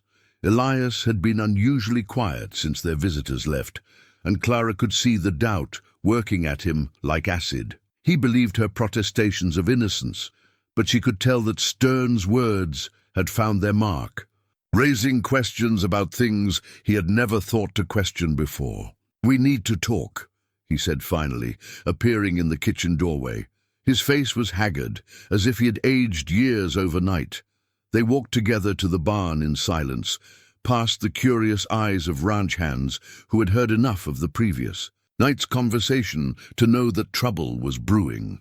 Inside the barn, surrounded by the comfortable smell of hay and horses, Elias finally spoke. "Tell me about Thomas's illness," he said without preamble. "Everything from the beginning." Clara had expected this question, had been preparing for it since Stern's accusations. "It started with a cough," she said quietly. "Just a small thing. At first, the kind that comes with winter cold, but it never went away, and by spring it was worse. Then came the fever, the weight loss, the blood in his handkerchief." "Did you nurse him yourself?" "Of course I did. He was my husband, and we couldn't afford a doctor for every complaint." Clara's voice carried the patient tone of someone explaining the obvious. "I made his meals, prepared his medicines, did everything I could to make him comfortable." "What kind of medicines?" Clara met his eyes steadily. "Willow bark tea for the fever, honey and whiskey for the cough, Broths to keep his strength up when he couldn't manage solid food. Everything my mother taught me about caring for the sick. Elias was quiet for a long moment, his soldier's mind working through the details. Stern said he has witnesses, people who remember your care of Thomas. Then he has people willing to lie for him, Clara replied firmly. Our nearest neighbors were miles away, and Thomas was sick for months before anyone else even knew the extent of his illness. By the time Dr. Whitman came out from town, Thomas was beyond help. Dr. Whitman, he examined Thomas? He did. Said it was consumption, same as dozens of other cases he'd seen. Asked if there was family history of lung disease. Clara's voice grew soft with memory. Thomas's father died of the same thing when Thomas was young. It runs in families, the doctor said. Elias absorbed this information with visible relief, but Clara could see that other doubts were still eating at him. She decided to address them directly. "You're wondering about Eleanor," she said quietly. "About whether Stern was telling the truth about the raid." His face went white. "Clara, It's all right," she interrupted. "You have a right to know what kind of woman you're planning to marry. Ask me anything you need to ask. Did you know about Morrison being hired away, about the warning that never came?" "I knew nothing about Eleanor until you told me yourself," Clara replied honestly. "But the moment Stern started talking last night, I could see the pattern. He's been planning this for a long time, Elias. The abandonment, the accusations, even Eleanor's death, it's all connected to his obsession with controlling me." Elias turned away. His hands clenched into fists. "She died because of me, because I wasn't careful. Enough wasn't suspicious enough of a man offering good money for my scout services. She died because Jacob Stern is evil," Clara corrected firmly. "You couldn't have known what he was planning. No decent person could have imagined such calculated cruelty. But if I had been more careful—" If, Clara interrupted, her voice sharp with frustration. "You could spend the rest of your life torturing yourself with if, or you could focus on what we need to do now to stop him from hurting anyone else." Elias looked at her with something approaching wonder. "How are you so calm about this? He's threatening to destroy both our lives." "Because I've been where he wants to put me," Clara replied simply. "I've been alone, abandoned, left for dead. I know what it's like to have nothing left to lose, and I know that sometimes the only way through hell is to keep walking." That afternoon they began their strategic planning in earnest. Elias sent riders to town with messages for his lawyer and for Dr. Whitman, hoping to gather documentation that could counter Stern's claims. Clara wrote careful letters to people back in Iowa who had known her and Thomas, asking for written testimony about her character and her husband's illness. "We need to be prepared for the possibility that legal channels won't be enough," Elias said as they sat in his study, surrounded by papers and plans. "Stern has had months to prepare his case. He may have bribed officials, fabricated documents, created a web of lies that will be impossible to untangle in time." Clara looked up from the letter she was writing. "What are you suggesting?" "I'm suggesting that we consider all our options," Elias replied carefully. "I have men who are loyal to me, men who understand that sometimes justice requires action outside the law." "You're talking about vigilante violence." "I'm talking about protecting what's ours," Elias corrected. "Stern destroyed my first marriage and killed my wife. I won't let him destroy my second chance at happiness." Clara set down her pen and studied his face, seeing the soldier beneath the rancher's facade. "And what would that make us? How would we be different from him if we resort to murder to solve our problems? We would be protecting innocent people from a man who has proven he's willing to kill to get what he wants. And we would be becoming killers ourselves," Clara replied quietly. "I won't have that on my conscience, Elias. I won't let Jacob Stern turn us into monsters." Their philosophical disagreement was interrupted by the arrival of one of the ranch hands, a young man named Pete, who had ridden hard from town with news. "Mr. Monroe," he said, his face flushed with excitement and worry, "Judge Harrison is in." Town, holding court for the week. Word is that Stern and his people met with him this morning, filed formal complaints. Elias cursed under his breath. Judge Harrison was known for his strict interpretation of contract law, and his suspicion of anything that smacked of moral, rather than legal arguments. If Stern had gotten to him first, had presented his fabricated case without opposition, it would be difficult to undo the damage. There's more, Pete continued. Sheriff Williams wants to see you both in town tomorrow morning. Says it's official business that can't wait. After Pete left, Clara and Elias sat in silence, each lost in their own thoughts. The legal system was moving faster than they had anticipated, and their careful preparations might not be enough to counter Stern's lies. "We could run," Elias said quietly. "Take the horses and head for California. Start over somewhere he can't find us." Clara considered the suggestion seriously, weighing the appeal of escape against the cost of abandoning everything they had built. "And spend the rest of our lives looking over our shoulders, always wondering when the past would catch up with us? Better than spending them in prison or dead." "Is it?" Clara asked. "What kind of life would that be, Elias? What kind of marriage could we build on running away from our problems?" Elias looked around his study, taking in the books and papers and personal items that represented years of hard work and careful building. "This ranch is everything I've worked for, everything I am, and I'm asking you to risk it all for me," Clara said quietly. "A woman you've known for less than 6 months, who brought nothing but trouble to your door." "You brought hope to my door," Elias corrected, reaching across the table to take her hand. "You brought laughter and warmth and the possibility of a future I thought was lost forever. That's worth fighting for." Clara squeezed his hand, drawing strength from his touch. "Then we fight. Not with guns and violence, but with truth and courage and the support of people who know who we really are. And if that's not enough," Clara met his eyes steadily, "then we face whatever comes together. That's what partners do." That evening, they called a meeting of the ranch hands and explained the situation as honestly as they could, without going into all the sordid details. The response was immediate and unanimous. Every man on the ranch pledged his support, offering to testify on their behalf or provide whatever help was needed. "You've been fair to us, Mr. Monroe," said Tom Bradley, the ranch foreman. "Never cheated us on wages. Never asked us to do anything dishonest. And Mrs. Whitmore has been a blessing to this place. We won't see you folks wronged by some lying snake." Similar messages arrived from neighbors throughout the evening, people who had known Elias for years and had come to respect Clara in the months since her arrival. Even Ben Hartley, who had been suspicious of their arrangement, sent word that he would speak for their character if needed.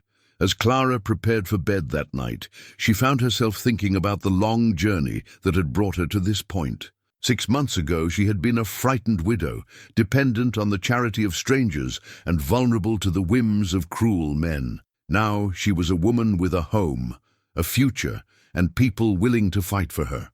The old Clara might have submitted to Stern's demands, might have accepted that her fate was in the hands of more powerful people. But the woman who looked back at her from the mirror was someone different, someone who had learned that strength came not from avoiding hardship, but from walking through it with dignity intact. Tomorrow would bring the confrontation with Sheriff Williams and Judge Harrison, the first real test of whether truth would triumph over carefully constructed lies. Clara Monroe smoothed her hair and checked her appearance one final time, preparing for battle.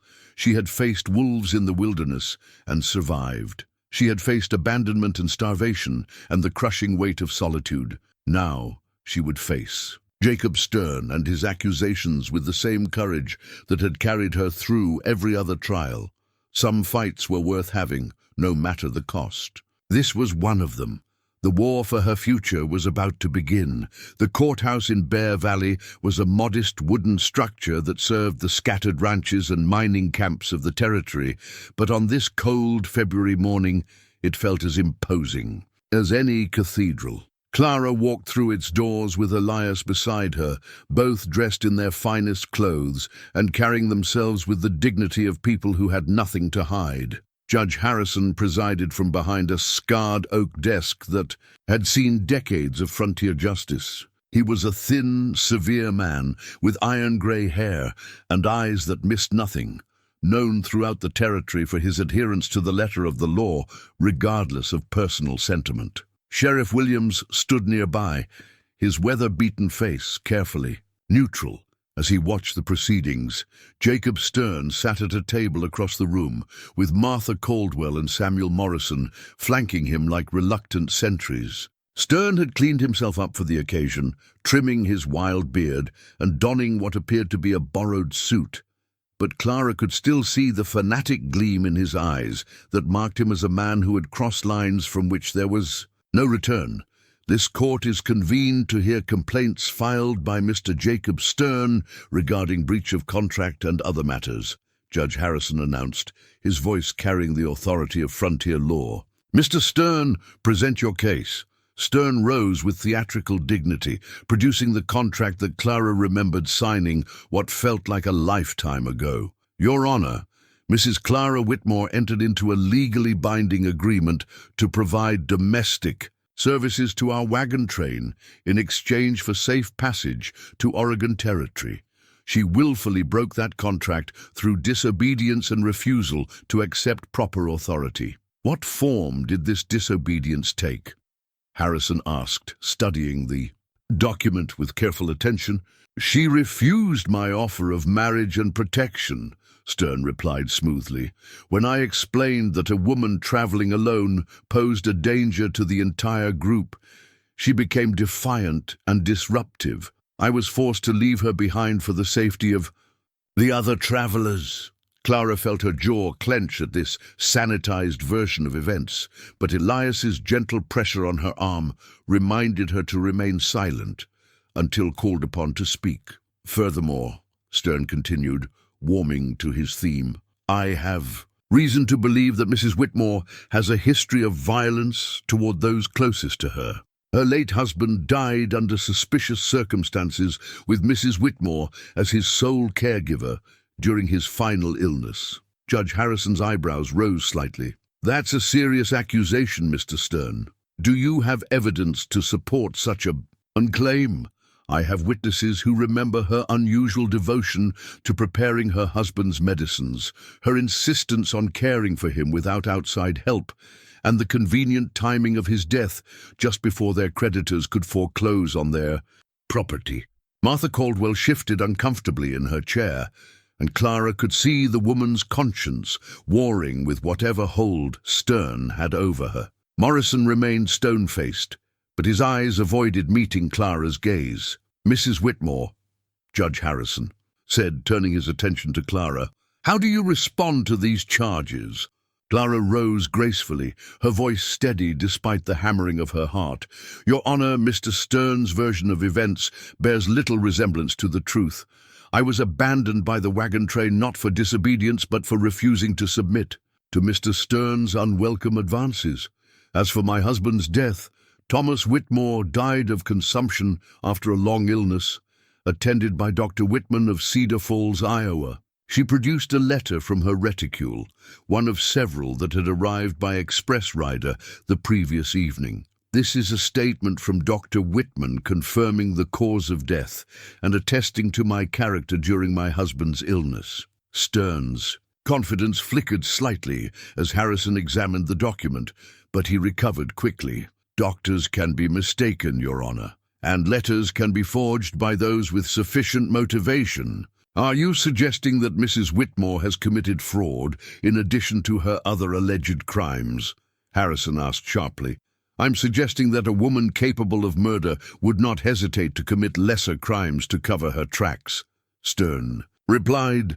The accusation hung in the air like a physical blow. Clara felt the eyes of everyone in the courtroom upon her, weighing and judging, looking for signs of guilt in her expression. She forced herself to remain calm, to meet their gazes with the steady confidence of innocence. Your Honor, Elias said, rising to stand beside Clara, I must object to Mr. Stern's unfounded accusations. Mrs. Whitmore has been a guest in my home for months, and I have seen nothing but integrity and kindness in her character. "Mr. Monroe," Harrison said, "while your personal observations are noted, they do not constitute legal evidence. Mr. Stern, do you have any documentation to support your claims about Mrs. Whitmore's husband's death?" Stern hesitated for the first time, and Clara sensed weakness in his position. "The evidence is circumstantial, Your Honor, but compelling. A pattern of behavior that suggests nothing but a grieving widow's devotion to her dying husband," interrupted a new voice from the back of the courtroom. Every head turned to see Dr. Whitman himself walking through the doors, travel-stained and clearly exhausted from a hard journey. Clara's heart leapt with hope as she recognized the elderly physician who had attended Thomas during his final weeks. "Dr. Whitman," Harrison said with surprise, "this is unexpected. I received Mrs. Whitmore's letter requesting a statement about her husband's condition," Dr. Whitman replied, removing his hat and approaching the bench. "Given the seriousness of the accusations being made, I felt it necessary to come in person to set the record straight." Stern's face had gone pale, but he rallied quickly. "Your Honor, this man's sudden appearance is convenient to the point of suspicion. How do we know he is who he claims to be?" "Because I know him personally," Sheriff Williams spoke for the first time, his voice carrying quiet authority. "Dr. Whitman delivered my youngest son and treated my wife through her difficult recovery. He's been practicing medicine in Iowa for 30 years. Harrison nodded approvingly. "Dr. Whitman, please tell the court about your treatment of Thomas Whitmore." The elderly doctor cleared his throat, his voice carrying the weight of professional authority. "Thomas Whitmore suffered from pulmonary consumption, what we now call tuberculosis. It's a wasting disease that affects the lungs, causing persistent cough, fever, weight loss, and eventual death. I treated Mr. Whitmore during his final months and can state unequivocally that his death was due to natural causes." "What role did Mrs. Whitmore play in his care?" Harrison asked. "She was a devoted and capable nurse," Dr. Whitman replied. "She followed my instructions precisely, administered medicines as directed, and provided the kind of compassionate care that can ease suffering even when it cannot prevent death. Her husband was fortunate to have such a wife during his final ordeal." Clara felt tears prick her eyes at this public vindication of her care for Thomas. Across the room, she could see Stern's confidence crumbling as his carefully constructed lies collided with professional testimony.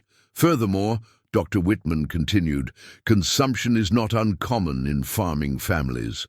Thomas's father died of the same disease, as did his uncle.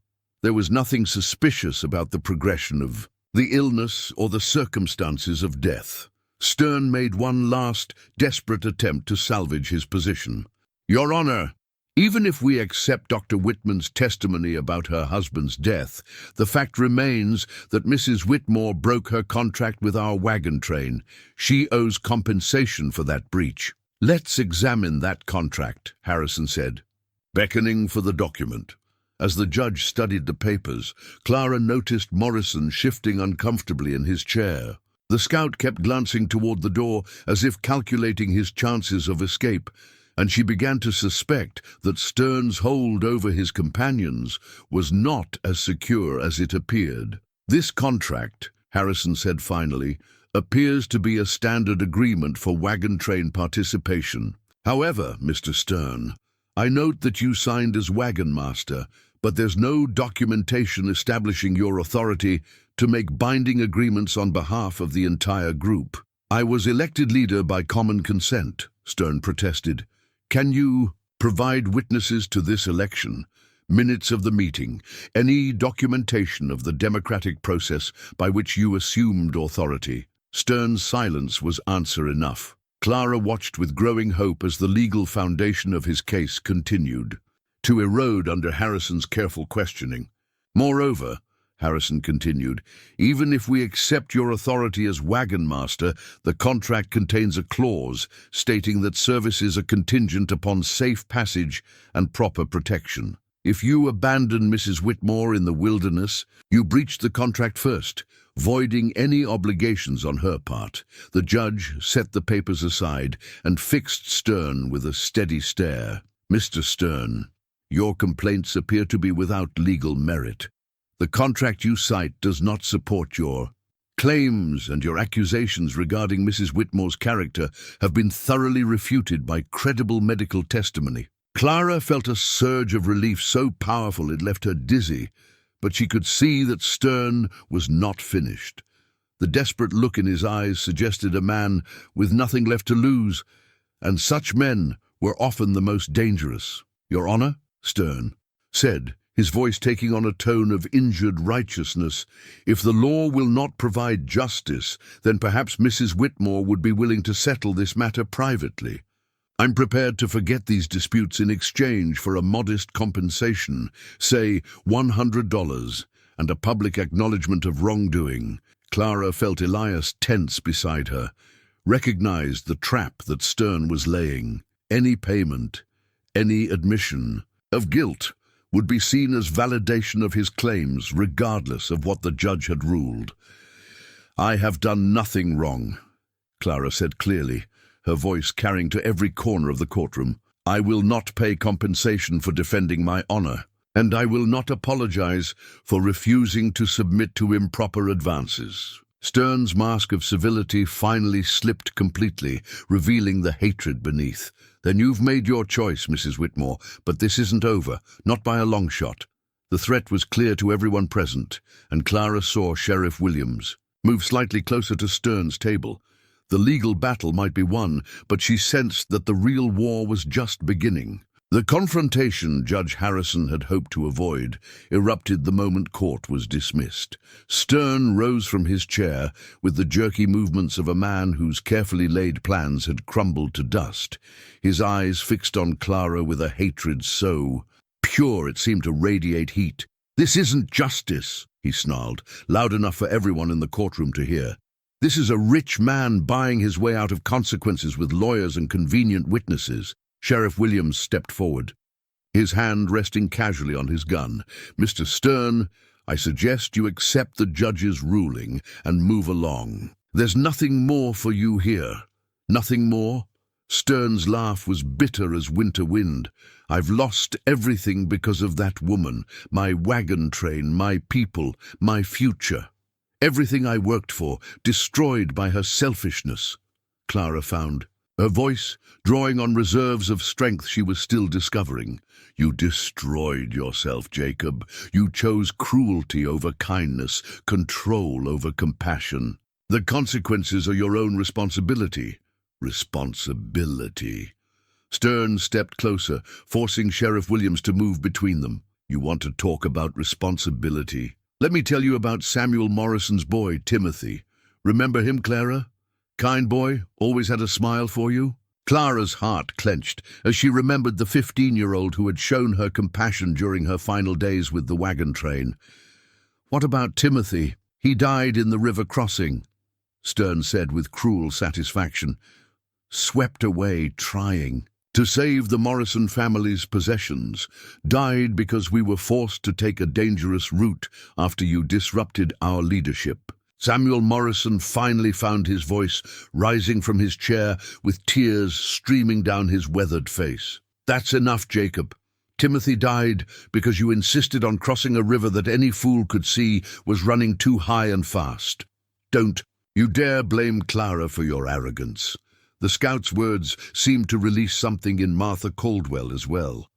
"This has gone too far," she said, her voice shaking with suppressed emotion. "Henry is dead. Timothy is dead. 7 others are. Dead because you wouldn't listen to reason. I won't be part of your vendetta anymore." Stern whirled on his former companions with fury in his eyes. "Cowards, both of you! After everything I've done, everything I've sacrificed, everything you've destroyed," Morrison corrected, his grief transforming into anger. "My boy trusted you, followed your orders, and died for it. I won't help you hurt another innocent person." Clara watched the confrontation with a mixture of relief and sorrow, seeing how Stern's obsession had poisoned everything he touched. Even his own supporters were turning away from him, finally recognizing the monster he had become. "Mrs. Caldwell, Mr. Morrison," Judge Harrison said firmly, "I suggest you both consider returning to whatever family you have left. This territory has no place for those who would pursue innocent people with false accusations." Martha Caldwell nodded gratefully, gathering her shawl around her shoulders. "We have a sister in Denver. We'll head there come spring." She looked at Clara with eyes full of shame and regret. "I'm sorry, Clara, for everything. You deserved better from us. You were frightened and grieving," Clara replied gently. "I understand." Morrison lingered for a moment longer, his face etched with the pain of loss. "For what it's worth, my boy liked you, said you were the only one who treated him like he had sense instead of like a child to be ordered about." As the two survivors of the wagon train gathered their few possessions and prepared to leave, Stern found himself increasingly isolated. Sheriff Williams maintained his position between Stern and Clara, but Clara could see the calculation in Stern's eyes, the desperate measures of a man with nothing left to lose. "Jacob Stern," Clara said quietly, taking a step forward despite Elias's restraining hand on her arm. "This ends here. You've lost your case. Your supporters have abandoned. You and your lies have been exposed. Walk away now and try to build something better with what remains of your life." Stern's response was a laugh that held no humor, only madness. "Walk away? To what? I have nothing left because of you. No money, no prospects, no future. You destroyed everything when you refused to accept your place." "I didn't destroy anything," Clara replied firmly. "I simply refused to be destroyed myself." "Then we're at an impasse," Stern said, his hand moving toward his coat, "because I won't let you win. I won't let you live happily ever after while I rot in poverty and shame." The movement was subtle, but Sheriff Williams caught it immediately. "Easy there, Stern. Don't make this worse than it already is." "Worse?" Stern's eyes were wild now, the facade of civilization completely stripped away. "How could it be worse? I've lost everything that mattered to me. What's left but revenge?" He lunged forward with surprising speed, a knife appearing in his hand as if by magic. Sheriff Williams moved to intercept him, but Stern was driven by desperation and madness that gave him strength beyond reason. Clara threw herself sideways as the blade swept through the air where she had been standing, crashing into a wooden bench with enough force to drive the breath from her lungs. She heard Elias shout her name, heard the sound of struggle as multiple men tried to subdue Stern's frantic attack. "She ruined everything!" Stern screamed as he fought against the hands trying to restrain him. "Everything I worked for! Everything! I planned! She has to pay!" Clara struggled to her feet, her shoulder aching from the impact but her spirit unbroken. Looking at Stern as Sheriff Williams finally managed to disarm him, she felt not fear but profound sadness for a man who had destroyed himself through his own choices. "Jacob," she said quietly, her voice somehow carrying over the chaos. "Look at yourself. Look what your hatred has made you become." For a moment, Stern stopped struggling, his wild eyes focusing on her face. Clara saw a flicker of the man he might have been, proud, capable, perhaps even decent once upon a time. But that man had been consumed by bitterness and the need to control others, leaving only this broken remnant.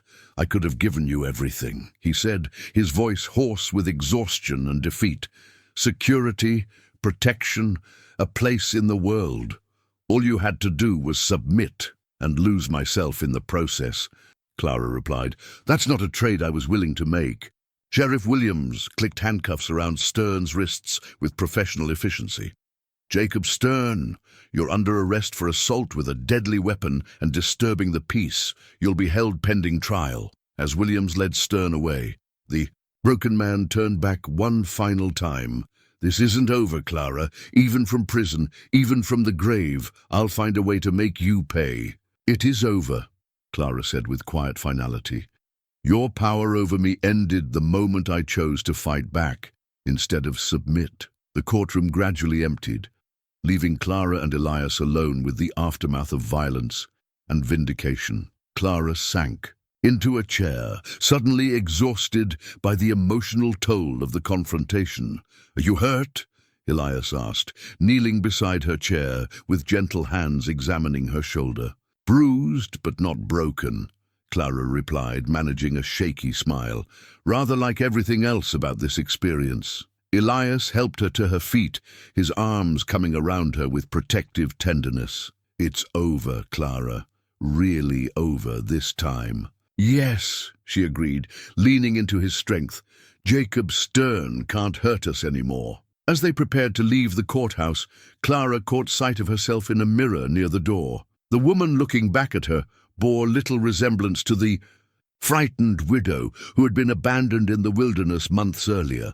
This woman's eyes held confidence and strength, the knowledge that she had faced her demons and emerged victorious. The testimony letter she had read aloud, bearing witness to her own truth and courage, had become more than just evidence. It had been a declaration of independence, a statement that Clara Monroe would never again allow others to define her worth or determine her fate. Outside, the February sun was shining with unusual warmth, melting the snow from the courthouse steps and suggesting that spring might be closer than expected.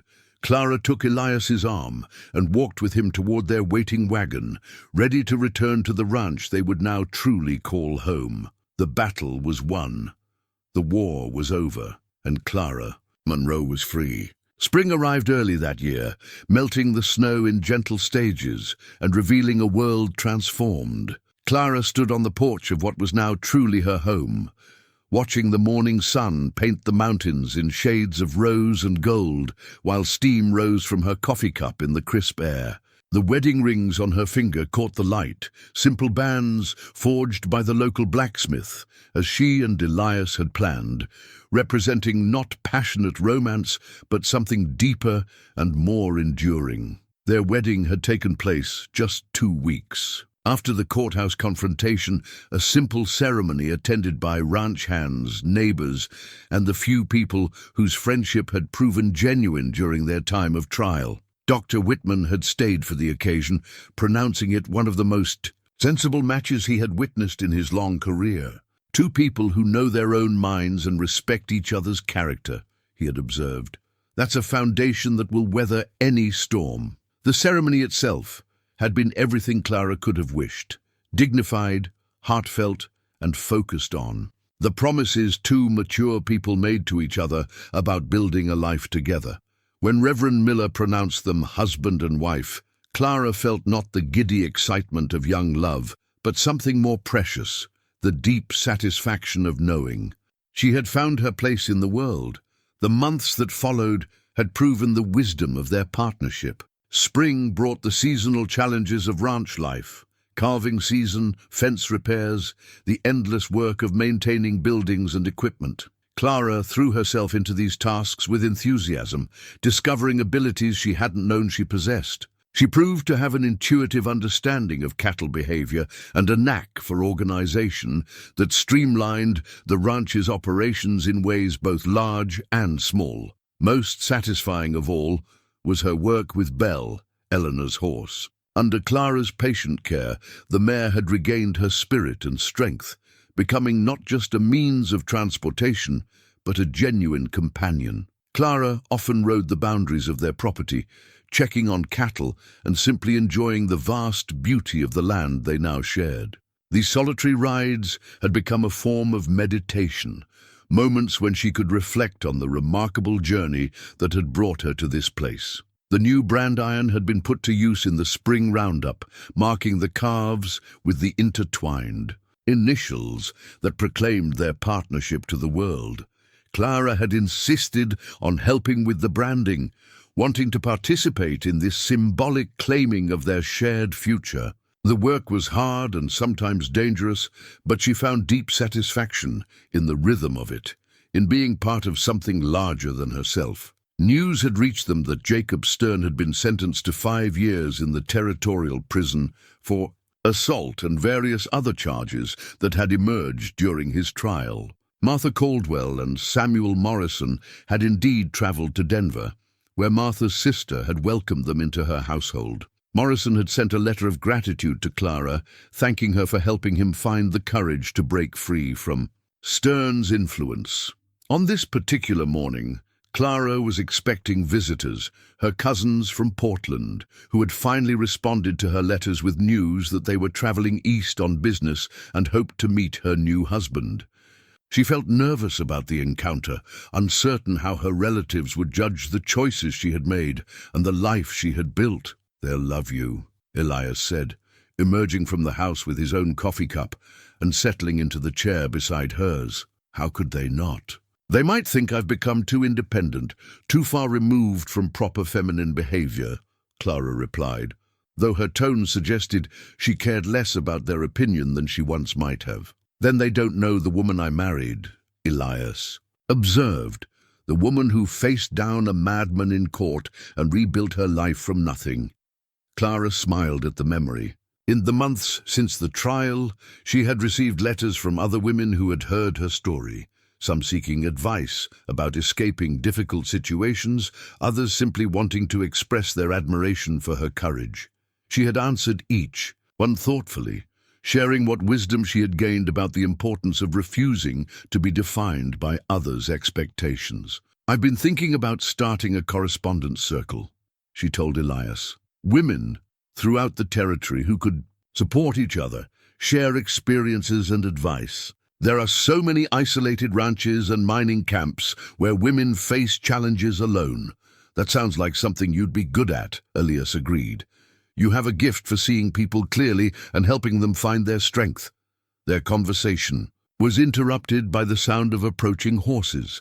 A small carriage came into view, followed by a single rider who proved to be Tom Bradley, their ranch foreman, evidently serving as escort. The carriage contained a middle-aged couple who bore enough resemblance to Clara to mark them clearly as relatives. "Well," Clara said, rising to greet her visitors, "here we go." The reunion proved more comfortable than Clara had dared to hope.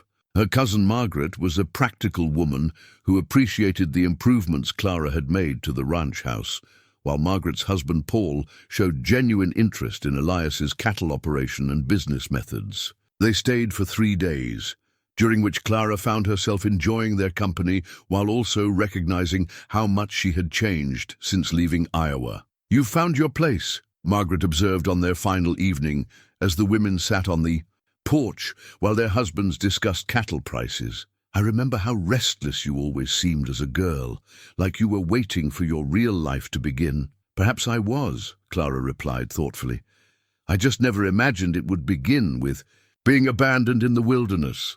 "God works in mysterious ways," Margaret said, "though I suspect he had considerable help from your own stubborn determination to survive." After her cousins departed, Clara found herself reflecting on the observation. She had indeed found her place, but more than that, she had discovered who she was when all external supports were stripped away. The woman who had emerged from that wilderness ordeal was someone she was proud to be. The summer passed in a blur of productive activity. The ranch prospered under their joint management, with Clara's organizational skills complementing Elias's experience and knowledge.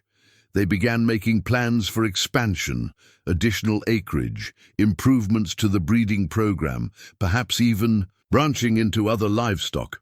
More importantly, they had settled into the rhythm of a partnership that worked. They consulted each other on major decisions, but trusted each other's judgment in their respective areas of expertise.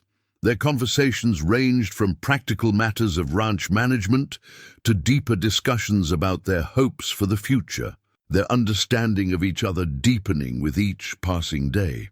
It was during one of their evening talks that Elias made an observation that surprised Clara with its insight. "You know," he said as they sat before the fire with the comfortable ease of long companionship, "I think I understand now why my marriage to Eleanor struggled and why ours works so well." "Oh?" Clara looked up from her mending, curious to hear his thoughts. "Eleanor and I were trying to fit ourselves into roles we thought we should play, the protective husband and the delicate wife. We were performing marriage rather than living it. He paused, choosing his words carefully. With you, I don't feel like I'm playing a role. I'm just being myself, and you're being yourself, and somehow that creates something stronger than either of us could manage alone. Clara set aside her sewing and moved to sit beside him on the settee they had purchased together in town. I think you're right. Thomas and I had a similar problem. We were both trying so hard to be good at being married that we forgot to actually be married. And now I feel like I'm exactly where I'm supposed to be, doing exactly what I was meant to do, with exactly the right person. Clara leaned against his shoulder, feeling the solid warmth of his presence. It's not the romantic love that poets write about, but it's something better. It's real. As autumn painted the mountains in brilliant colors and the first light snows began to dust the peaks, Clara received a letter that brought unexpected news. Dr. Whitman wrote to inform her that Jacob Stern had died in prison, victim of a fever that had swept through the facility. The news stirred complicated emotions, relief that the threat was finally ended, sadness for a life so thoroughly wasted, and gratitude that she had escaped a similar fate. "Do you feel guilty for not mourning him?" Elias asked when she shared the news. "No," Clara replied after considering the question seriously. "I feel sorry for the man he might have been, but I can't mourn the man he chose to become. Some people use their hardships as excuses to hurt others. Others use them as opportunities to grow stronger.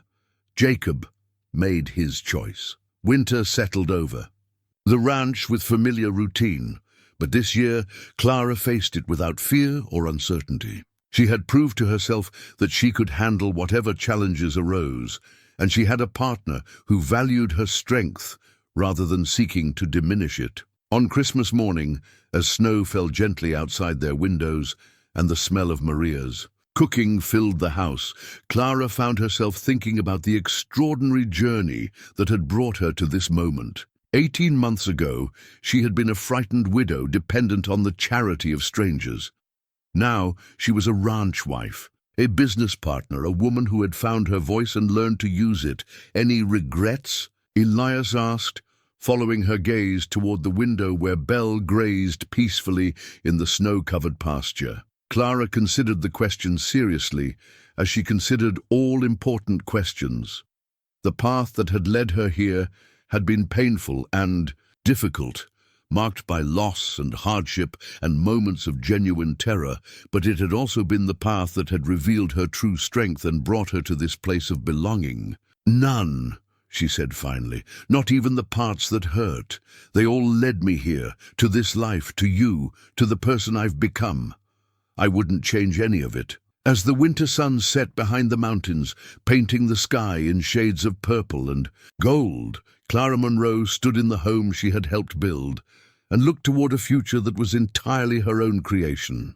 She had been left for dead by people who saw her only as an inconvenience, but she had been rescued not just by a wealthy cowboy, but by her own courage and determination to survive. The woman who had nearly died beside a Montana river had, indeed, been reborn, not as someone's dependent or burden, but as a partner, a force, a person whose life had meaning beyond what others chose to grant her. And in finding that strength, she had also found love of the truest kind, not the desperate need for rescue, but the deep satisfaction of standing beside someone who saw her clearly and valued what he saw. Some stories end with dramatic declarations of passion. This one ended with something better, the quiet contentment of two people who had found in each other not just love, but home.